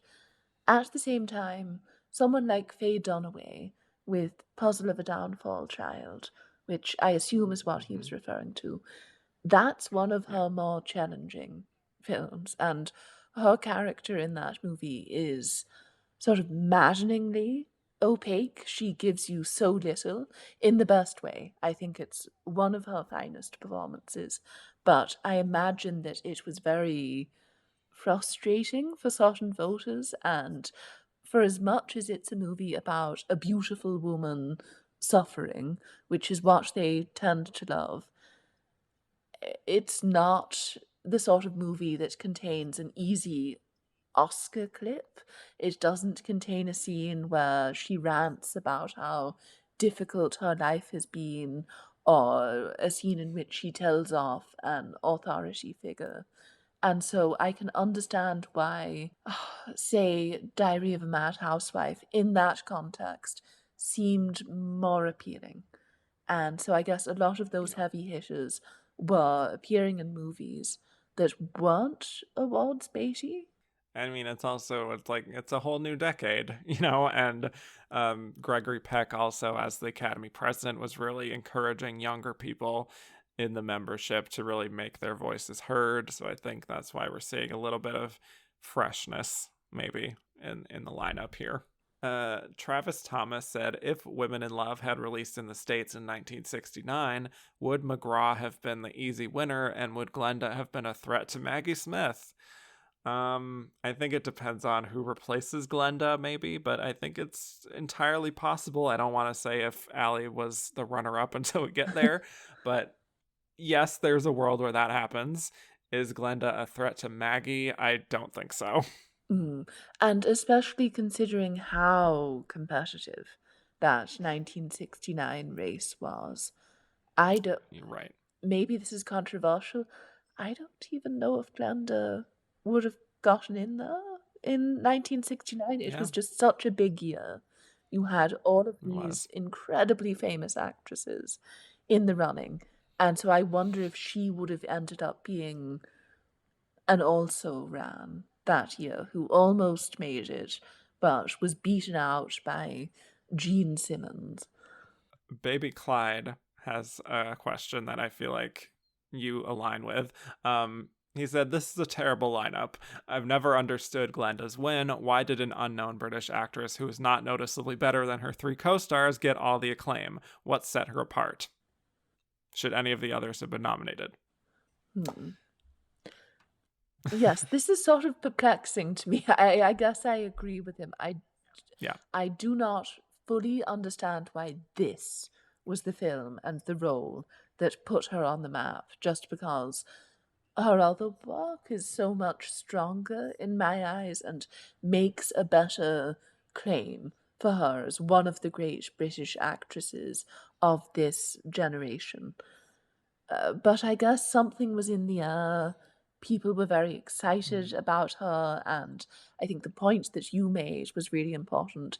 Elizabeth R. was also a Yeah. very big deal.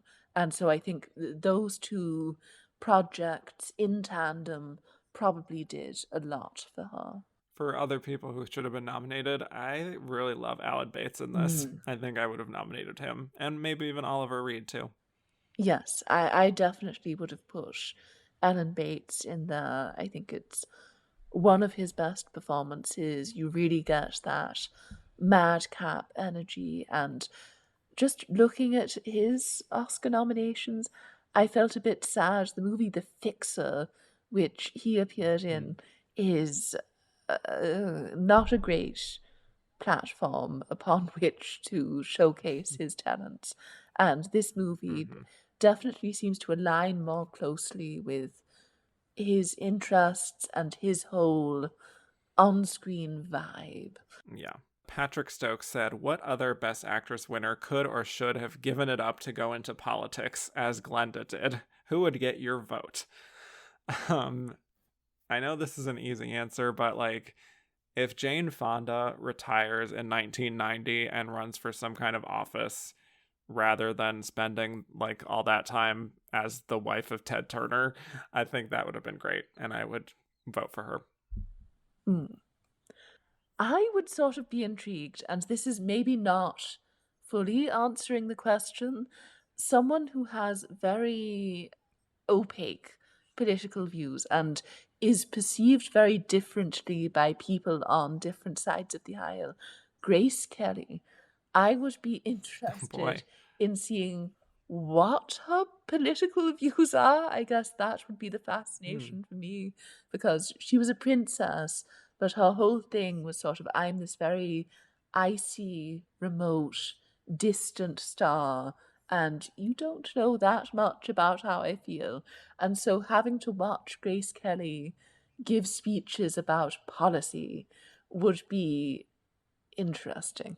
I would love to see that alternate timeline. Sammy Flowers said, in honor of the great Glenda Jackson being an actress turned politician, who could you see being a great politician turned actress? Hmm. Okay. Let's get into politics. I'm going to go with Alexandria Ocasio Cortez. Hmm. That would be my pick, a congresswoman of New York. I was thinking maybe Angela Merkel, the Oh former boy, okay. chancellor of Germany. I love I it. thought she could be Yeah. a sort of Maria Uspanskaya type character actress who Mm, pops up in wow. a couple of scenes in costume dramas. Yes. I don't know why I'm picturing her in like a Tony Erdmann right now. But anyway. Um, our friend Owen Daly said, what other role could Glenda have played better than the woman nominated? I assume Owen means specifically from this lineup.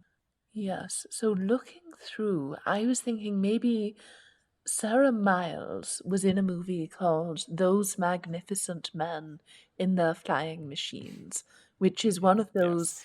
60s comedy romps that's almost 3 hours long for some reason. And I just feel as though seeing Glenda in that film being so harsh and icy and cold would be an interesting tonic to all of the gaiety present on screen. So I'd love to see Glenda try to fit in an ensemble comedy. Wow. Okay. I mean, speaking of Sarah Miles, you know what? Let's put Glenda Jackson in Ryan's daughter and just see what happens. Yes, I honestly thinking about her in that role, oh my gosh. Glenda sort of demurely flirting with a man. I can't imagine it. Yeah, I'm just feeling chaotic now. Let's see. Chauncey Tellez said, of Glenda Jackson's 2 Oscars, which would you rather have given to someone else? Mhm. For me, this is obvious. I think her second Oscar I would give to someone else. I'm one of those weirdos who loves the fact that she won for A Touch of Class. So I wouldn't take that away from her, and I would give Fair enough. her first Oscar to someone else, probably Carrie That we Snodgress. will reference later. Yes. Okay, there you go. Sorry. It's okay. Let's move on to Andrew Carden, who said Jane Alexander won the Tony and Best Featured Actress for this turn. Would she have defeated Helen Hayes with a supporting push? No. I'm gonna say no as well. I think if Karen Black couldn't beat Helen Hayes, then I don't think Jane Alexander would have. Right. And I just think the fact that she's playing this cute, naughty old lady in a huge box office Yes. hit, that was unbeatable, especially at this point in time. Let's see. Seth Austin Stull said, what would Ali MacGraw's career have been in an alternate reality where she joined the Actors Studio post Getaway instead of dropping out of Hollywood to live up the road in Malibu with Steve McQueen? I mean, probably in a much better position and maybe even better remembered if she commits to an actor's studio, you know? Hmm. Yes, I just think there's maybe this is mean, but a lack of work ethic on display. She Oh, does, wow. she does just sort of drop out of Sure. acting That's fair. altogether. Whereas some of these other actresses who have taken time off Mm-hmm. and then come back, I do think you see more of an effort there to restart a career. And maybe with Ellie Yeah. McGraw, there's just a lack of desire on display. Mm-hmm. Christoph said, does loving actresses mean never having to say, I'm sorry, I had to rewatch this group of films for my podcast? A very specific questions. I guess, yeah, regardless of my feelings on these films and these performances, I will say that I'm never truly sorry to have watched a group of Best Actress nominees like I do every week. So there you go. Yes, it's I can certainly imagine you feeling dread in the pit of your stomach when you knew that this year was coming up because you have the epic that no one likes in there, and then you have a film that's very difficult to track down. It's not one Yeah. of those easy breezy lineups to get through.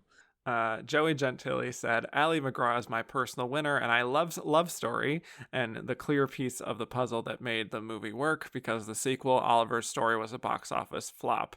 Do you feel that without Ali, the film would work at all? Hmm. Well, I don't think the film works to begin with, but I do think Ali MacGraw is better than Ryan O'Neal. So Yes, I'll say that. I guess my general feeling is that you could swap out both of them for any hot young stars from the time. I think Yeah, they just needed to right. be relatively attractive and around the right age. I guess this is mean, but I don't think it had a whole lot to do with the talent. I think it was more the look and the Yeah, appeal of the vibe. look how new and shiny they are. Uh, Yes. Yeah, that's true. Fritz said Robert Bolt wrote Ryan's daughter to give his wife a great part. But did he really? hmm. I found it funny, one of the big knocks on the film at the time was that he made this movie sort of as an erotic fantasy for himself because so much of it Oh is boy. her walking around in very tight shirts. And that Mm-hmm. was sort of something that people or critics made fun of. I, I think there is an attempt here to give her something Yeah, complex to play around with. This is definitely a better part than what she had to work with in Blow Up, where her role was significantly cut down, but he didn't fully succeed. I'm gonna say it makes sense on paper why she would be so attracted to this role, obviously, but ultimately, I don't know if it truly feels like a great part in the end. Another one from Fritz was Carrie Snodgress hurt by the fact that her movie is almost unbearable due to the character of the husband.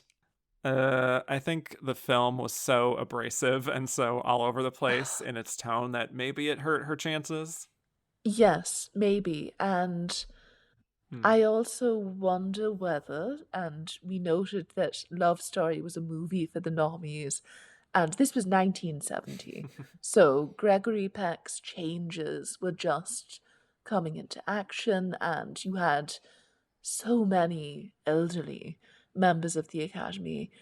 I wonder whether some of them were resistant to this feminist movie and thought, ooh, why do we have to deal with this?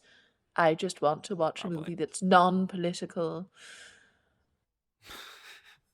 Yes. I could see it, sadly. Here's a big one from Juan Carlos Ojano. Cast these Oscar nominated roles with actresses working today. Ooh. So, obviously, seeing this question ahead of time, I did write down my answers. You can let me know how you feel about my choices here. For Women in Love, I was sort of thinking about like fierce younger actresses. I would say Vanessa Kirby. Yes, absolutely. Perfect casting. Thank you. Thinking about Ryan's daughter, I feel like if I were to do like Saoirse Ronan or Carrie Condon, that's a little too on the nose.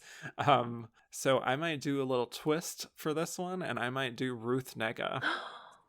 Yes, fantastic. Okay, we're two for two. Um, the Great White Hope, I think, is tough. I think you need someone who can be a little recessive, but still not have the. But yeah, I mean, like, still kind of give you those explosive moments towards the end. I couldn't land on a solid one here, so I just defaulted to Rooney Mara. It's not perfect, but Yes, I can see where you're coming from. She's definitely probably the most popular actress in Hollywood at the moment who does have that emotionally recessive, bottled up yeah. quality. Sort of the same thing with Diary of a Mad Housewife. I don't know where this came from, but I I zeroed in on Emily Blunt. Oh, okay. I don't know why. I Hmm. just found like I felt like she could play up the kind of explosive comedy part of it, or not really comedy, but just like the over the top reactions Hmm. after bottling up so much. I could just see her doing that very well, and maybe to a more comedic effect than what Carrie Snodgress does. So it would be a different interpretation. And then with Love Story, like you're kind of saying, anyone who's like attractive and decent enough at acting.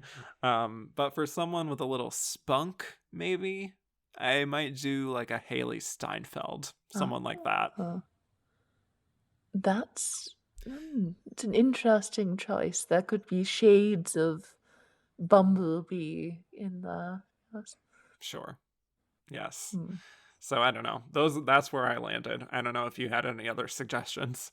No, I started thinking about it, and I thought that Imogen Poots might be interesting in the Ryan's daughter role.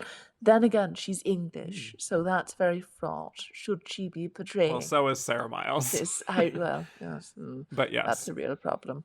Yeah. Yeah. So that was something that I had to rethink almost That's fair. immediately. And then I was also, sorry, I'm casting a foreign actress here, but Diary of a Mad Housewife. If you could age the character up a bit, Nina Haas would be fun to see in a Oh my role like God. that. Yes. I would love that. Make it happen. Yes. Yes. Dark Shaka said several actresses from this lineup got somewhat limited screen time. Considering that, would you switch Karen Black to lead? If so, could she win? I would say no. I don't think that Karen Black has enough screen time to merit a lead nomination. I love her supporting performance. So glad she got nominated. But I just don't think it's big enough to be a lead. And the whole actresses with shorter screen time getting nominated in lead, I don't think it's that much of a problem here. I don't think it's quite as egregious as, oh gosh, that Deborah Carr movie, My Son John? Edward, my son. Edward, my son. Edward, my son. Yes. Yeah. Where she's in a couple of scenes and then she becomes an alcoholic and her life falls into Yes. disarray, but clearly is not a lead in that film. Yeah. Or really in For Here to Eternity. So. Yes. But yes. Glenda, Miss Jackson, if you're nasty. Would you have considered Karen Black for Five Easy Pieces or Sally Kellerman for MASH in lead? If so, would they have been able to topple any of these nominees or winners? For either of them, I think they're both supporting. I think MASH especially is like all about the men. And yes, she is the most prominent actress, but definitely not the lead. But if I were to just say like suddenly they are campaigning lead, I would put Karen Black in. I would not put in Sally Kellerman. Yes, I suppose if Karen Black were campaigning in lead and that's the only way that she can get in, I would be fine with it. But Sally Kellerman, don't love MASH, don't love its treatment of that character. Love Robert Altman, but not that specific film. And so, unfortunately, no. She's better in some of his other films that she popped up in. Joey Gentili cast these 70s talents in the 5 roles above: Janet Suzman, Penelope Milford, Leslie Brown, Ronnie Blakely, Karen Black. So this is a real Joey Gentili special here. These are like all of his favorites from this era. What do you think? Do you have any easy ones that you can kind of plug in there? Yes, so I was sort of going for chaos here. I thought in a lot of cases there's not really an easy fit for a lot of these actresses, so you just got to go with your heart. And so Karen Black, I'd like to see her in Ryan's Daughter. I think it plays better if she is this very overtly sensual woman instead of being a delicate English rose, Irish rose. So she would still have to put on the accent and play at being demure, but then I think it makes a bit more sense when she suddenly erupts halfway through the film. And then Janet Suzman, she's sort of the most difficult out of all of these actresses to cast in any of these roles. So I thought maybe The Great White Hope. I think she can do Restrained quite well. Penelope Milford, I thought would be a good fit for Diary of a Mad Housewife. I'd love to see Ronnie Blakely in Love Story. Just her whole energy in that role would be a fascinating discord. And then Leslie Brown, An actress that I do not love, I do not think is especially good in The Turning Point, but I guess you have to fit her in somewhere, so she could be in Women in Love. Wow, congrats to her. Um, I went with a completely different lineup from you. So I love those picks. That would be really interesting, like acting challenges for a lot of them. I went with Karen Black in Diary of a Mad Housewife. That would be a lot, but I would love to see it. Janet Suzman, I did Women in Love. Ronnie Blakely, I did The Great White Hope.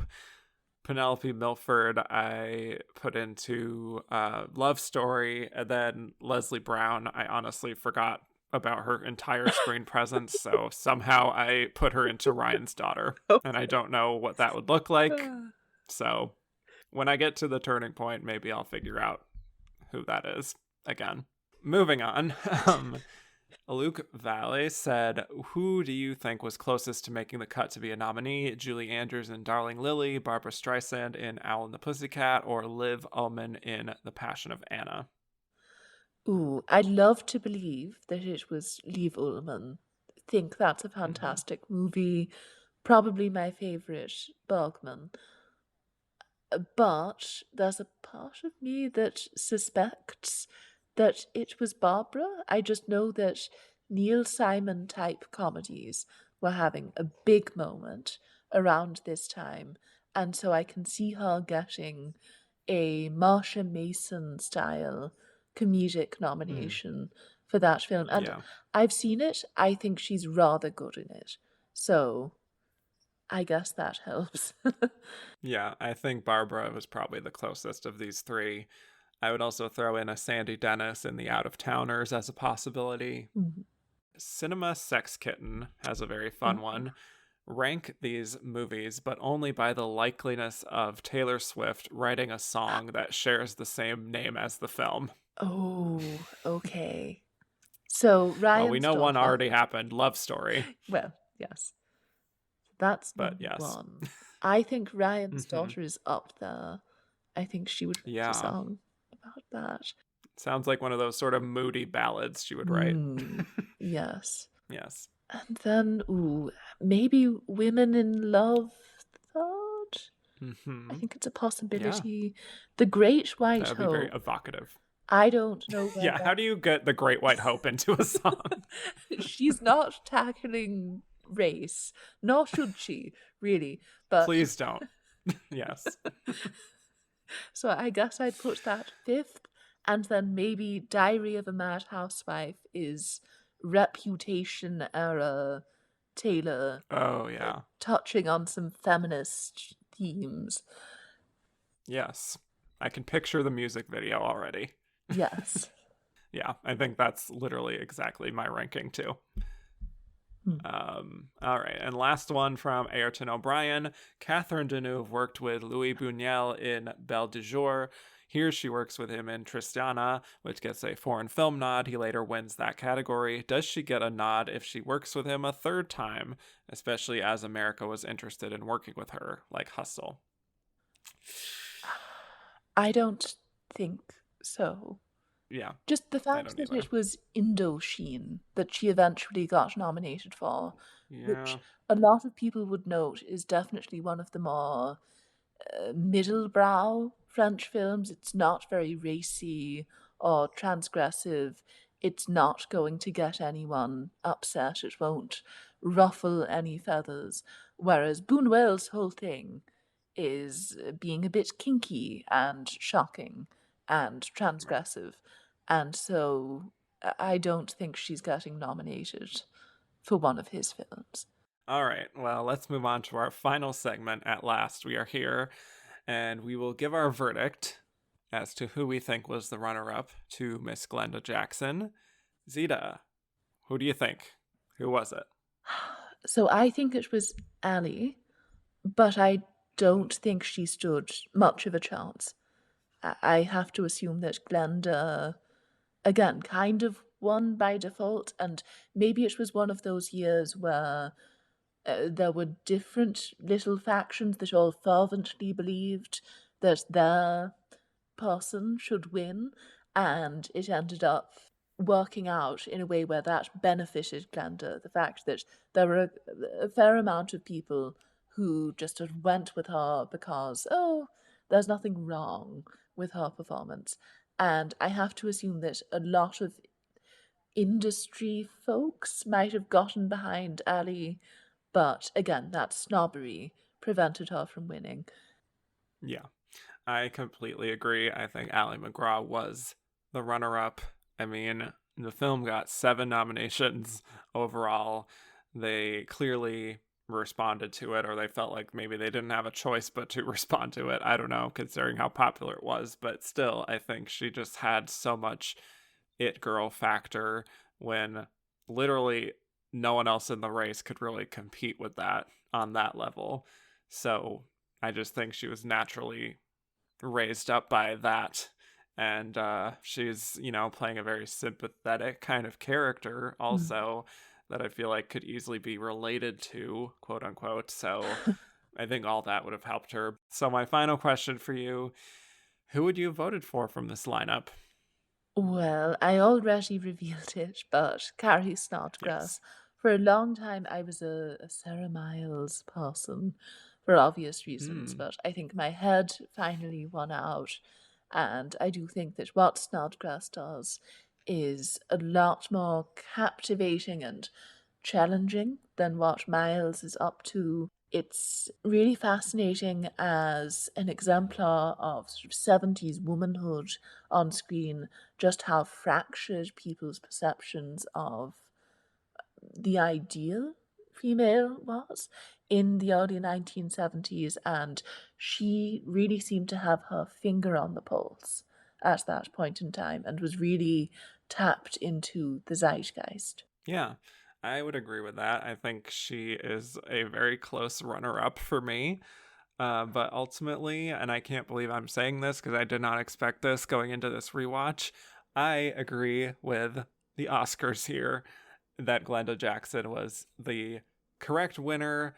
And I just really find the kind of unexplainable, mysterious factor of Glenda Jackson in this movie to be a little bit more compelling to me than what Carrie Snodgress is giving, but it is very close.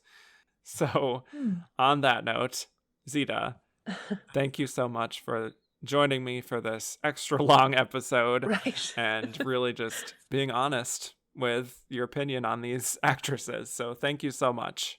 Oh, thank you so much for having me. This has been a dream, and you're such a wonderful host. So thank you for having me on. Oh, geez. Thank you. Well, with that, tell people where they could find more of your work on the internet. Oh, well, I'm on the In Session Film website as a critic, and I also contribute to the Women in Session podcast, where we frequently discuss classic film and occasionally the Oscars, so that's been fun. And then I'm also on Twitter at Zita_short. Yes, follow Zita. It was a thrill to have you on. Oh, thank you. And thank you all so much for listening. You can find me on Twitter at Kevin_Jacobson, and the show's at Oscar Runner Up, Instagram at And the Runner Up Is. Rate, review, and subscribe if you haven't already. And if you liked what you heard and want to hear more, go to patreon.com/And the Runner Up Is. Next week, we will be covering the 1971 Best Actress lineup, where the nominees were Julie Christie in McCabe and Mrs. Miller, Jane Fonda in Clute, Glenda Jackson, back already, in Sunday Bloody Sunday, Vanessa Redgrave in Mary Queen of Scots, and Janet Suzman in Nicholas and Alexandra, with the winner being Jane Fonda. So with that, thanks again, Zita, and I will bid you all adieu.